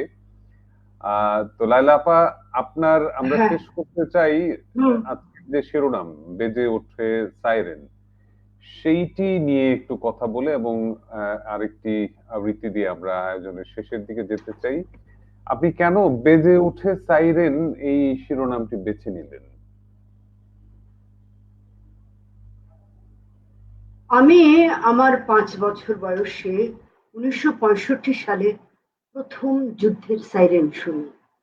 ভারত পাকিস্তান যুদ্ধ, প্রথম যুদ্ধ। সেই যুদ্ধটি খুব অল্প সময়ের জন্য হয়েছিল, কিন্তু সেই প্রথম। আমরা তখন পুরান ঢাকায় থাকি, আমার বড় ভাই তখন দৈনিক সংবাদের অ্যাসিস্ট্যান্ট এডিটর। তো আমাদের বাড়ি রামকৃষ্ণ মিশন রোডে। আমার ভাই একদিন অফিস থেকে দৌড়াতে দৌড়াতে এসে বললেন, আম্মা যুদ্ধ শুরু হয়ে গেছে। আমার মা দ্বিতীয় মহাযুদ্ধের আগে আমার মায়ের জন্ম, তিনি দ্বিতীয় মহাযুদ্ধ দেখেছেন, তিনি যুদ্ধ শব্দের সাথে পরিচিত, কিন্তু আমরা যুদ্ধ করছি না। তারপরে তিনি তাড়াতাড়ি করে খবর কাগজ কেটে আমাদের বললেন কাছে নিয়ে আসো, আমাকে বললেন মার নিয়ে আসো, মার সাথে করে মার নিয়ে আসলে এরারুট নিয়ে গাম করে তিনি কেটে কেটে দিলেন, এবং আমাদের বাড়ির জানালাগুলো এক্স এর মতো ক্রস চিহ্ন দিয়ে দিয়ে সেটে দেওয়া হলো। আমরা সবাই দু হাতে ও যে আঠা ইয়ে করে মেখে ইয়ে করলাম, এবং আমার মুখ কালো, ভাইয়ের মুখ কালো, সকলের মধ্যে আতঙ্ক যে যুদ্ধ শুরু হয়ে গেছে, কি হয় কি হয়। ঠিক সন্ধ্যার একটু পরে, তখন রাত কত হবে, হয়তো 8টা, আমার ঠিক আনুমানিক সময়টা মনে নেই, হঠাৎ করে সাইরেন বেজে উঠলো, যুদ্ধের সাইরেনের মতো সাইরেন বেজে উঠলো, এবং সমস্ত ঢাকা শহরের বাতিগুলো নিভে গেল। তখন ঢাকা শহরের জনসংখ্যা কত, 5 কোটি 6 কোটি এরকম হবে, 71 যদি 7.5 কোটি হয়, 65 এরকম হবে। আমরা তখন পূর্ব পাকিস্তানে। তো লাইটগুলোর সাথে সাথে সব নিভিয়ে দেওয়া হলো। আমাদের পাড়াতে একটা ঘুমটি দোকান ছিল, হারিকেন জ্বালিয়ে সে তখনও কাজ করলো। পাড়ার লোকজন তেড়ে গিয়ে তার ইয়ে বন্ধ করে দিল। আমার ভাই আমাদের বললেন যে সবাই ফ্লোরে শুয়ে যাও, ফ্লোরে শুয়ে যাও, মাটিতে। তখন তো অধিকাংশ বাড়ির লাল সিরামিকের রেড অক্সাইড বারান্দা ফ্লোর ছিল। আমরা সবাই মাটিতে শুয়ে পড়লাম। আমাদের বলে খাটের তলে ঢুকে যাও, টেবিলের তলায় ঢুকে যাও। তো তিনি আমাদের ওই যে যখন জানলার কাছে কাগজ সাঁটছিলেন, তখন তিনি বলেছিলেন যে উপর থেকে যদি বোমা পড়ে, আমাদের বাড়ির উপরে যদি বোমাটা পড়ে, তাহলে যে কাচের টুকরাগুলো ছুটে গিয়ে আমাদের যে বোম ব্লাস্ট হলে যেটা হয় আর কি, স্প্লিন্টার যেভাবে ছুটে যায়, কাচের টুকরোগুলো সেভাবে ছুটে গিয়ে মানুষকে আহত করে। সেজন্য বলা হয়ে থাকে যুদ্ধের প্রস্তুতি হিসেবে নাগরিকদের যে জানালার কাজগুলো ইয়ে করে দেওয়ার জন্য সেভাবে। এরপরে ওই যুদ্ধ তো দেখলাম রক্তহীন করা সে সাইরেন। আমি প্রথম আমার শব্দ ভান্ডারে নতুন নতুন শব্দ যুক্ত হচ্ছে, সাইরেন, ব্ল্যাকআউট। ৭১-এর মুক্তিযুদ্ধে আমার শব্দ ভান্ডারে আরো অসংখ্য শব্দ এসে যুক্ত হলো। ট্রেন্চ, ব্ল্যাকআউট, হাইড আউট, কত এসএমজি, এসএলআর, মানে শব্দের কোনো শেষ নেই। এই যে ১১ বছর বয়স থেকে শুরু করে ৭১-এর এই সময়টা পর্যন্ত এতবার যুদ্ধের সাইরেন শুনেছি, এত যুদ্ধ দেখেছি, এত। আমার বড় ভাই তখন সোভিয়েত দূতাবাসের হেড অফ ইনফরমেশন, তার এরকমের ইনভলভমেন্ট, সবকিছু মিলে যে এত ঘনিষ্ঠ ভাবে ওই অত অল্প বয়সে যুদ্ধের যে উত্তেজনা, যুদ্ধের যে অনিশ্চয়তা, ভয়ার্ততা, আতঙ্ক দেখেছি। তো আমাকে যখন এই বইটি লিখবার জন্য আমি অ্যাকচুয়ালি আদিষ্ট হই, হ্যাঁ, তো এই বইটি লেখা যখন শেষ হয় তখন এটি আমার কাছে মনে হলো যে আমি এটি বেঁচে ওঠে সাইরেন। সাইরেনের শব্দ আমাকে আমার শৈশব স্মৃতির মধ্যে সবচেয়ে উল্লেখযোগ্য স্মৃতি হচ্ছে আমার যুদ্ধের স্মৃতি। আমার কোনো স্বপ্ন আমি মনে করতে পারি না, হ্যাঁ, যে শুধু মনে হয় দৌড়াচ্ছি, এখনো নাইট মেয়ার হয় আর কি। তো সেই কারণে আমার বইটি ইয়ে করে, এখানে আমার মূলত আমার ঢাকা শহরের ৯ মাস দেখা, হ্যাঁ, ১৯৭১-এর যুদ্ধটা, ৭০-এর নির্বাচনটা, হ্যাঁ, সেই সময়টাতে এই যে টার্বুলেন্সি তখন ঢাকা, ৬৯-এর গণ আন্দোলন, মতিউর মারা যাচ্ছে, আসাদ মারা যাচ্ছে, আমাদের পরিবার, ভাই যেহেতু কমিউনিস্ট পার্টির সাথে যুক্ত ছিলেন, শহীদুল্লাহ কায়সার ভাই, এদিকে মানে কমরেড মনির সিং থেকে শুরু করে সমস্ত অন্য রকমের তার ইনভলভমেন্ট ছিল। একদিকে তার সাংবাদিকতা পত্রিকায়, তো ফলে আমাদের বাড়িতে সারাক্ষণ আমরা একটা সংবাদ প্রবাহের মধ্যে, তথ্য প্রবাহের মধ্যে আমরা থাকতাম আর কি, বড়দের আলোচনা থেকে শুনতে পারতাম। সেই থেকে যেটা হয়েছিল, মাথার মধ্যে অন্য কোনো চিন্তা আসবার আগে এই ব্যাপারগুলো আর কি মগজে মানে কি বলে পুঁতে দেওয়া হয় না, চারা যেরকম মাটিতে পুঁতে দেয়, এভাবে পুঁতে দেওয়া হয়েছে। বলে ওই ইয়েটাই আমি ফার্স্ট লেখাটা শেষ করলাম এটা দিয়ে। তারপরে লেখাটা শেষ হওয়ার পরে এটা পাবলিকেশনের জন্য আমি তো কাউকে চিনি না, আমাকে কেউ চেনে না। পরে আমি ২ জায়গায় বইটির ম্যানুস্ক্রিপ্ট জমা দেই, মুক্তিযুদ্ধ জাদুঘরে মফিদুল ভাইকে এবং বাংলা একাডেমিতে। মফিদুল ভাই তখন জাতীয় সাহিত্য প্রকাশনের দায়িত্বে, এবং আমার ভাই তাকে খুব স্নেহ করতেন, এই ব্যাচটাকে আর কি, মুজাহিদুল ইসলাম সেলিম ভাইটা এসব। তো ইয়ে যে উনি করতে পারলেন না, সেটি আমার ম্যানুস্ক্রিপ্ট অ্যাকসেপ্ট হলো বাংলা একাডেমি।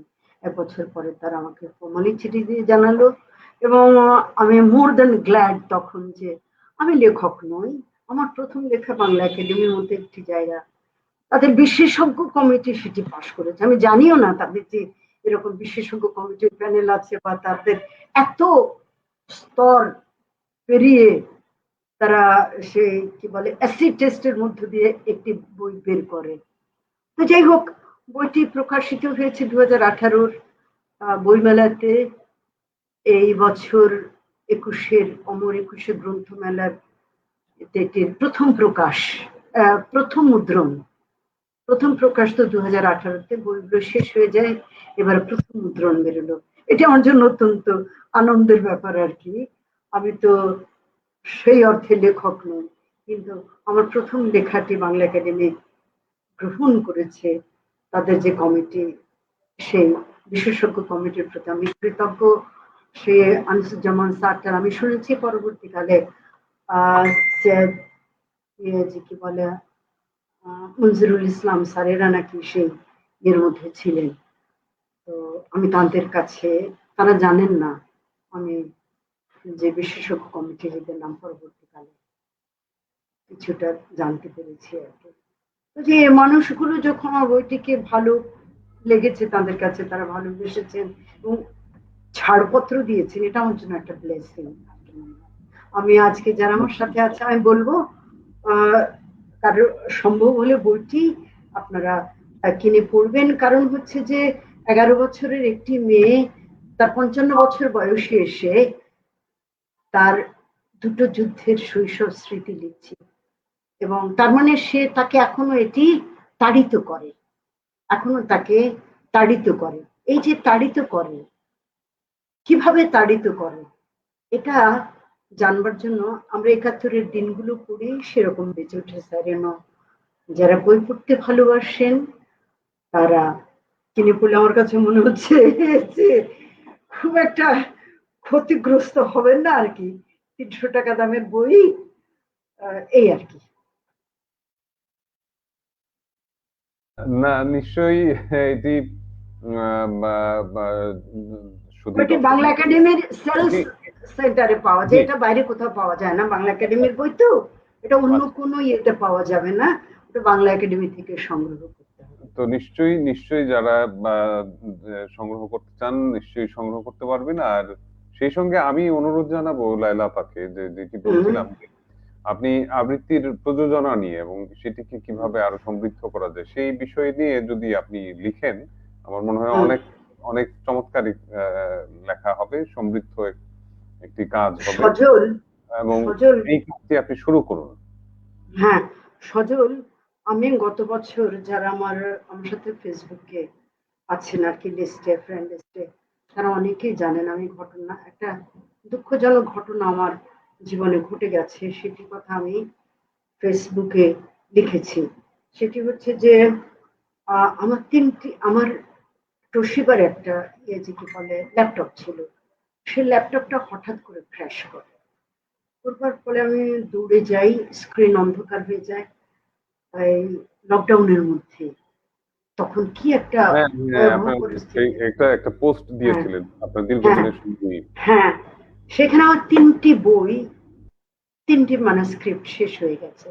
2টি আমি পুনরুদ্ধার করতে পেরেছি, কিন্তু আবৃত্তি নিয়ে যে আমার 5-6 বছরের সাধনা, যে লেখাটা যেটি আমি শুরু করেছিলাম একেবারে গ্রিক ট্র্যাজেডি, গ্রিক সভ্যতায় যে পাঠের, তখন ডেমোস্থেনেস বলে একজন অন্ধ বক্তা ছিলেন, তার বক্তৃতা শুনবার জন্য অ্যাম্ফি থিয়েটারের ডরিক কলাম উপচে পড়তো মানুষের ভিড়। তিনি মুখস্থ বলে যেতেন গ্রিক সভ্যতার ইতিহাস, যোদ্ধাদের, বীর যোদ্ধাদের কাহিনী। তো যদি অথবা আমাদের 71-এর মুক্তিযুদ্ধের 7ই মার্চে বঙ্গবন্ধুর ভাষণ বা গ্যাটিসবার্গ স্পিচ আব্রাহাম লিঙ্কনের, এইরকম এগুলো যদি একটা এত মহাকাব্যিক এই বক্তৃতাগুলো, এগুলো তো আসলে এক ধরনের কবিতাই, বিশাল বিশাল কবিতা। এত বড় একটা বক্তৃতা করলেন বঙ্গবন্ধু, একটিবার হোঁচট খাননি। না, সেই ভেতর থেকে বুদবুদের মতো বেরিয়ে আসছে শব্দ, কি করতে হবে, দিক নির্দেশনা অসাধারণ। আমি সৌভাগ্যবান, 7ই মার্চ 1971 সাল আমি আমার মায়ের হাত ধরে রেসকোর্স ময়দানে হাজির ছিলাম। তাই? বাহ। তাহলে সেই জনতার একজনও আপনি। আমি গর্বিত। 11 বছর বয়স। তো লায়লা আপা, আমরা আয়োজনের শেষ করতে চাই আপনার একটি আবৃত্তি দিয়ে। আচ্ছা,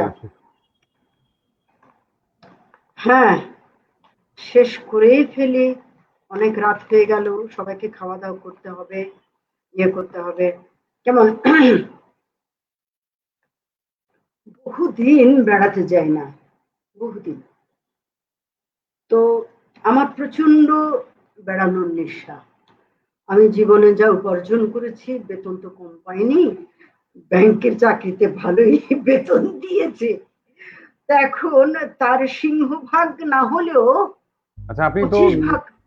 ন্যাশনাল ব্যাংকে ছিলেন দীর্ঘ জি সময়, জি ন্যাশনাল জি ব্যাংকেই, জি জি এবং জি। শেষ পর্যায়ে সিনিয়র ভাইস প্রেসিডেন্ট হিসেবে বোধহয় হ্যাঁ, রিটায়ারমেন্ট তা নিয়েছেন। এখন তো সেখানে আমার উপার্জনের অধিকাংশ টাকা আমি কিন্তু ব্যয় করেছি ভ্রমণের পিছনে, এয়ার টিকিট, রেল টিকিট, এই সমস্ত পিছনে। তো ফলে আজকে 1.5-2 বছর কোভিড এর কারণে কোথাও যেতে পারছি না। আফটার রিটায়ারমেন্ট আমার একটা ফিউচার প্ল্যান থাকে না, রেস্ট অফ মাই লাইফ আমি কি করব না করব, ওরকম তার মধ্যে ছিল যে ঘুরে বেড়াবো এই সুন্দর পৃথিবীটা। কবরে 3.5 হাতের মধ্যে শুয়ে থাকার আগে একবার যতটুকু সম্ভব দেখে নেব, আমারও প্ল্যান ছিল সেরকম আর কি। তারপরে সেটা তো সব অঞ্চল হয়ে গেল। এখন প্রেমেন্দ্র মিত্রের একটি কবিতা পড়ি, সেখানে লাদাখের কথা আছে। প্রেমেন্দ্র মিত্র এই কবিতাটি লিখেছেন প্রায় 80 বছর আগে। আমি 2016-তে লাদাখ ভ্রমণ করেছি। কাশ্মীর, কার্গিল, ওই রেঞ্জটা আর কি সবচেয়ে দুর্গম পথ ভারতের। তারপরে চায়না, টিবেট, সে পথটাতে। তো আমি ভারতে বোধহয় শখানেকবারের উপরে গেছি। এ প্রান্ত থেকে সে প্রান্ত ঘুরে ফেলেছি, আন্দামান থেকে শুরু করে সব। কিন্তু লাদাখ গিয়ে আমার কাছে মনে হচ্ছে আমি বিশ্বের আরো বিভিন্ন দেশে গেছি, ফরেস্টে গেছি, অস্ট্রেলিয়াতে গেছি, ইউকেতে গেছি, কিন্তু ভারত আমার কাছে ওয়ান্ডারল্যান্ড।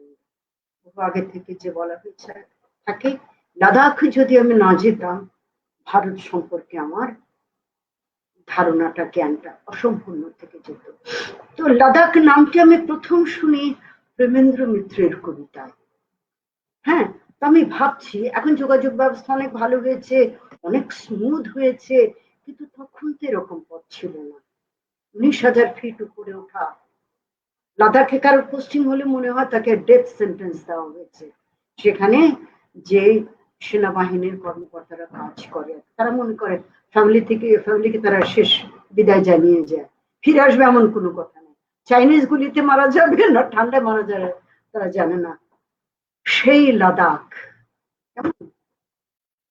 পথ, সেই সব হারানো পথ আমাকে টানে।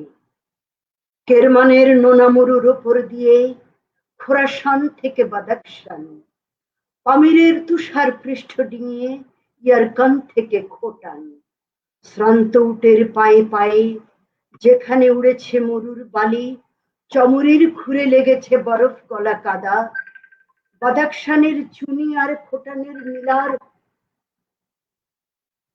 বাদাখশানের, আমি লাইভে পরে কথা বলবো। বাদাখশানের চুনি আর খোটানের নীলার নিষ্ঠুর ঝিলিক দেওয়া ভেঙে পড়া কারাভানের কঙ্কালে আকীর্ণ লুব্ধ বণিক আর দুরন্ত দুঃসাহসের পথ, লাদাখের কস্তুরীর গন্ধ যেখানে আজও আছে লেগে পুরনো স্মৃতির মতো, সেই সব মধুর পথের কথা ভাবি। আকাশের প্রচন্ড সূর্যকে আড়াল করা দুধারের দীর্ঘ দেওয়ালের শ্যাওলা গন্ধ, ছায়া ছায়ায় সংকীর্ণ সর্পিল পথ, সাপের মতো ঠান্ডা পাথরে বাঁধানো, ভাঙা ধাপ দিয়ে উঠে যাওয়া, ঝিলিমিলি দেওয়া বাতায়নের নিচে থমকে থামা, ধূপের গন্ধে সুরভি দেবায়তনের দ্বারে ভূমিষ্ঠ হওয়া পথ। ভয় ভয় স্মরণ করি সে পথ, ঘন ঘাসের বনে শিকার ও সাপদের নিঃশব্দ সঞ্চরণের ঠৌরি, যুগ যুগান্ত ধরে দুর্বল ও ভীত, হিংস্র ও নির্মম পায়ে মাড়ানো, যে পথে তৃষ্ণার টানে চলে ভয়ে চকিত মৃগ, অন্ধকারে শানিত চোখ চমকায়, যে পথ কুরুবর্ষ থেকে বেরিয়ে এলো রক্তাক্ত দুর্বার তাতার বাহিনীর অশ্বক্ষুর বিক্ষত, করটে কঠিন যে পথে তৈমুরের খোড়া পায়ের দাগ, স্বপ্ন দেখি সে পথে অস্তাচল উত্তীর্ণ হয়ে আগামীকালের পানে, স্বপ্ন যেখানে নির্ভীক, বৃদ্ধের চোখে শিশুর বিস্ময়, পৃথিবীতে উদ্দাম দুরন্ত শান্তি। সাউন্ড তো বোধহয় আজকে সুবিধার হলো না, বুঝতে পারছি না হ্যাঁ মানে আসলে। এইটা বা হয়তোবা আহ, আপনার এই আমাকে ধরনের একটা মাইক্রোফোন কিনতে হবে। না না, আমাকে একটা হুম, মাইক্রোফোন কিনতে হবে। এই হেডফোন দিয়ে হবে না আসলে, এই হেডফোন দিয়ে তাও ঠিক ঠিক। মতো হয় না। অনেক অনেক হুম। ক্ষেত্রে হ্যাঁ। হেডফোনের সমস্যা থাকে। আরেকটি সমস্যা হচ্ছে আপনার যদি হুম। মানে ইয়ের স্পিডটা কম থাকে, অর্থাৎ অ্যাটলিস্ট ল্যাপটপের ল্যাপটপের ল্যাপটপের না, ওয়াইফাই এর যে স্পিড। আপনার ইয়েটা কম থাকে, অ্যাটলিস্ট 20 Mbps থাকলে একটা ভালো ইয়ে পাওয়া যায়, আচ্ছা। কোয়ালিটি কানেকশন, কানেক্ট হুম কানেক্টিভিটিতে কোনো সমস্যা থাকে না। হুম হুম হুম। কিন্তু অনেক আচ্ছা ক্ষেত্রেই ঢাকায় এই একটি সমস্যা হয়ে দাঁড়ায়। আচ্ছা। তো যাই হোক, তারপরেও এখন কিন্তু সাউন্ডটি অনেকটা ভালো আসছে। তো তাই না? হ্যাঁ, নিশ্চয়ই যেহেতু আবৃত্তির বিষয়টি সত্যিকার অর্থেই সেইটি ইন্টারাপ্টেড হলো। ভালো হুম। একটি মাইক্রোফোন দিয়ে করতে পারলে আরো ভালো হয় এক, নিঃসন্দেহে। তবে হ্যাঁ মাইক। আমাদের যে বিষয়টি আজকে আসলে কথা বলতে বলতে আমরা প্রায় হুম। 1 ঘন্টার আয়োজন করি সাধারণত। 1 ঘন্টা 42 মিনিট পেরিয়েছে, আসলে অনেকগুলো কথা বলেছি। আর আপনার এই সঙ্গে কথা বলতে বলতে আমি চ্যাট করছিলাম স্ট্রিমইয়ার্ড এর সঙ্গে, যে স্ট্রিমইয়ার্ড এর আচ্ছা। আমার ও সঙ্গে অনেকগুলো ইয়ে কথা দিচ্ছে। হচ্ছে এর মধ্যে। আহ, আচ্ছা, ওরা এই সময় কেন, ইয়ে করছে। হ্যাঁ অনেক মানে কেন অনেকেই বলে যে ঢুকতে পারে না, আমার সঙ্গে যোগাযোগ করতে পারে না। আমি অনুষ্ঠানের প্রচার করি কিন্তু দর্শক অনেকেই যুক্ত হতে পারে না। তো এই প্রবলেমটি নিয়ে একটু কথা বলছিলাম, এবং সাউন্ড কোয়ালিটি ইমপ্রুভমেন্টের বিষয় নিয়ে। যাই হোক, তো আশা করি শুধু দর্শক মন্ডলী যারা শুনছেন এবং পরবর্তীতেও যারা এইটি যেহেতু রেকর্ড থেকে যাবে, যারা শুনবেন তাদের উদ্দেশ্যে বলছি, প্রতি রবিবার আমরা এই শিরনের শিল্প আড্ডার আয়োজনে আসি, এবং আজকে অনেকগুলো কথা হয়েছে। অনেকেই আবৃত্তি শুনতে চাচ্ছিলেন হয়তো বা আরো বেশি। আসলে লায়লা আপা তো দীর্ঘ জীবন, দীর্ঘদিন আবৃত্তি শুনিয়েছেন। সত্যিকার অর্থে যে কথাগুলো আজকে বললাম সেই কথাগুলো বলা প্রয়োজন। কারণ শুধুমাত্র মঞ্চে উঠে একটি গান করলাম, নাচ করলাম, আর আমার শিল্প চর্চা হয়ে গেল, বিষয়টি তো এমন নয়। সংস্কৃতি চর্চা বিষয়টি আমাদের প্রত্যেকের সংস্কৃতিবান হতে হবে। আমাদের মনে মননে মনোজাগতিক যে বিষয়গুলো সেইটি ছড়িয়ে দিতে হবে। আমি উন্নত সংস্কৃতি মনা নাগরিক হয়েছি, কিন্তু আমার পাশের জন যদি সেটি না হয়, সেই চর্চাটি না করে, আমার বাংলাদেশের প্রতিটি নাগরিককেই সেই চর্চায় উদ্বুদ্ধ করতে হবে। সেইটি আমাদের কাজ। আহ, যাতে করে এই ঘটনাগুলো না ঘটতে পারে, কুমিল্লা চাঁদপুরে যে ঘটনা ঘটেছে, কিংবা এই ধরনের এই বিষয়ে আমরা স্বাধীনতার 50 বছর পরও কেন এই ধরনের একটি অবস্থা দেখব, সেটি নিশ্চয়ই আমাদের কাম্য নয়। সেটি আমাদের যথেষ্ট ক্ষরণ হয়, কষ্টে থাকেন লায়লা আফরোজ, যারা দীর্ঘদিন যাবৎ এই সংস্কৃতিকে এগিয়ে নিয়ে যাওয়ার কাজটি করে যাচ্ছেন। তাদের এক সময় এমনটি আহ, মনে প্রচন্ড ক্ষোভের জন্ম নেয় যে এতদিন যা করলাম তা কি সকলই ভুল ছিল, মানে কোনো কাজই কি হয়নি আমাদের, এই যে এত চেষ্টা সেই সবই কি বিফলে গেল, এমন কষ্ট কিন্তু জাগে মনে। সেই ক্ষোভ থেকে হয়তো বা আজকে অনেকগুলো উচ্চারণ এসেছে, অনেকগুলো কথা এসেছে। নিশ্চয়ই আহ দর্শক মন্ডলী আমাদের সঙ্গে একমত হবেন যে এই ধরনের বাংলাদেশ তো আমরা দেখতে চাই না। নিশ্চয়ই এগিয়ে চলেছে জননেত্রী শেখ হাসিনা, তিনি একা আসলে পারবেন না। আমাদের প্রত্যেকটি মানুষকে সহযোগিতা করতে হবে তাকে, যেন সত্যিকার অর্থেই আহ, যে বড় বিশাল হৃদয় নিয়ে তিনি এই যে আহ, রোহিঙ্গাদের আমরা জায়গা দিয়েছি, পার্শ্ববর্তী এত বড় দেশ ইন্ডিয়া, তারা কিন্তু রোহিঙ্গাদের কেউ জায়গা দেয়নি। দেওয়ার সাহস করেনি। মায়ানমার তো তাদের তাড়িয়েই দিয়েছে। এখন সেই জায়গাতে কিন্তু এইটি নিশ্চয়ই আরো একটি সমস্যা তৈরি হচ্ছে দীর্ঘ সময় যখন থাকবে এরা, এটিও একটি সমস্যা। আহ, তারপরও আমরা পদ্মা সেতুর মতো তার বলিষ্ঠ নেতৃত্বে, তারই দূরদর্শী সাহসী সিদ্ধান্তে সেইটি কিন্তু বাস্তবায়িত হয়ে যাচ্ছে। অনেক অনেক কাজ হচ্ছে, সুতরাং এগিয়ে যাবে বাংলাদেশ। আমি যেটি বলছিলাম শুরুতেই যে হ্যাঁ, এই ধরনের ইনফ্রাস্ট্রাকচারাল ডেভেলপমেন্ট হচ্ছে, কিন্তু আমাদের যদি মনোজগতের ভেতরে আমরা যদি আরো বেশি সমৃদ্ধ না হয়ে উঠতে পারি, সত্যি করতে কিভাবে আমি সমৃদ্ধ বাংলাদেশ বলবো? মূল যে প্রাণ, যে মানুষগুলো, সেগুলোকে তো সমৃদ্ধ করতে হবে। কোভিড-19 সময় পড়াশোনা হয়তো হয়নি, কিন্তু প্রতিটি পরিবারের চর্চা তো থেমে থাকেনি।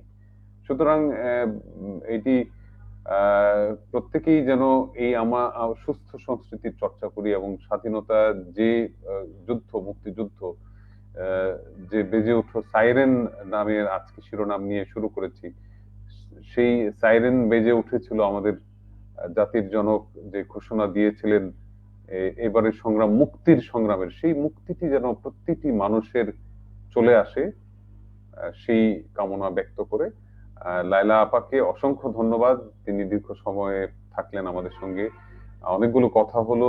আরো বেশি আবৃত্তি শুনতে পারলে আরো ভালো লাগতো, হয়তোবা আরো কোনো আয়োজনে নিশ্চয়ই পাবো আপনাকে। এবং শুধু দর্শক মন্ডলী যারা দীর্ঘ সময় যুক্ত ছিলেন তাদেরকে ধন্যবাদ জানাচ্ছি। ফয়জুল্লাহ সাইদ এসেছেন। বরকত ভাই থাকার কথা ছিল, কিন্তু তিনি খুব সুন্দর ভালুকায় একটি গিয়েছেন, গাড়িতে ছিলেন, সেই যুক্ত হতে পারেননি। যাই হোক, বরকত ভাইও সবসময় থাকেন, নিপু ভাইও থাকেন সবসময়, কিংবা অন্যরাও। তো আবারও ধন্যবাদ জানাচ্ছি লায়লা আপাকে, এবং বিদায় নিচ্ছি। আমিও ধন্যবাদ জানাচ্ছি এবং কৃতজ্ঞতা। সবাই ভালো থাকেন, বেঁচে থাকলে দেখা হবে কোভিডোত্তরকালে। টাটা। নিশ্চয়ই দেখা হবে।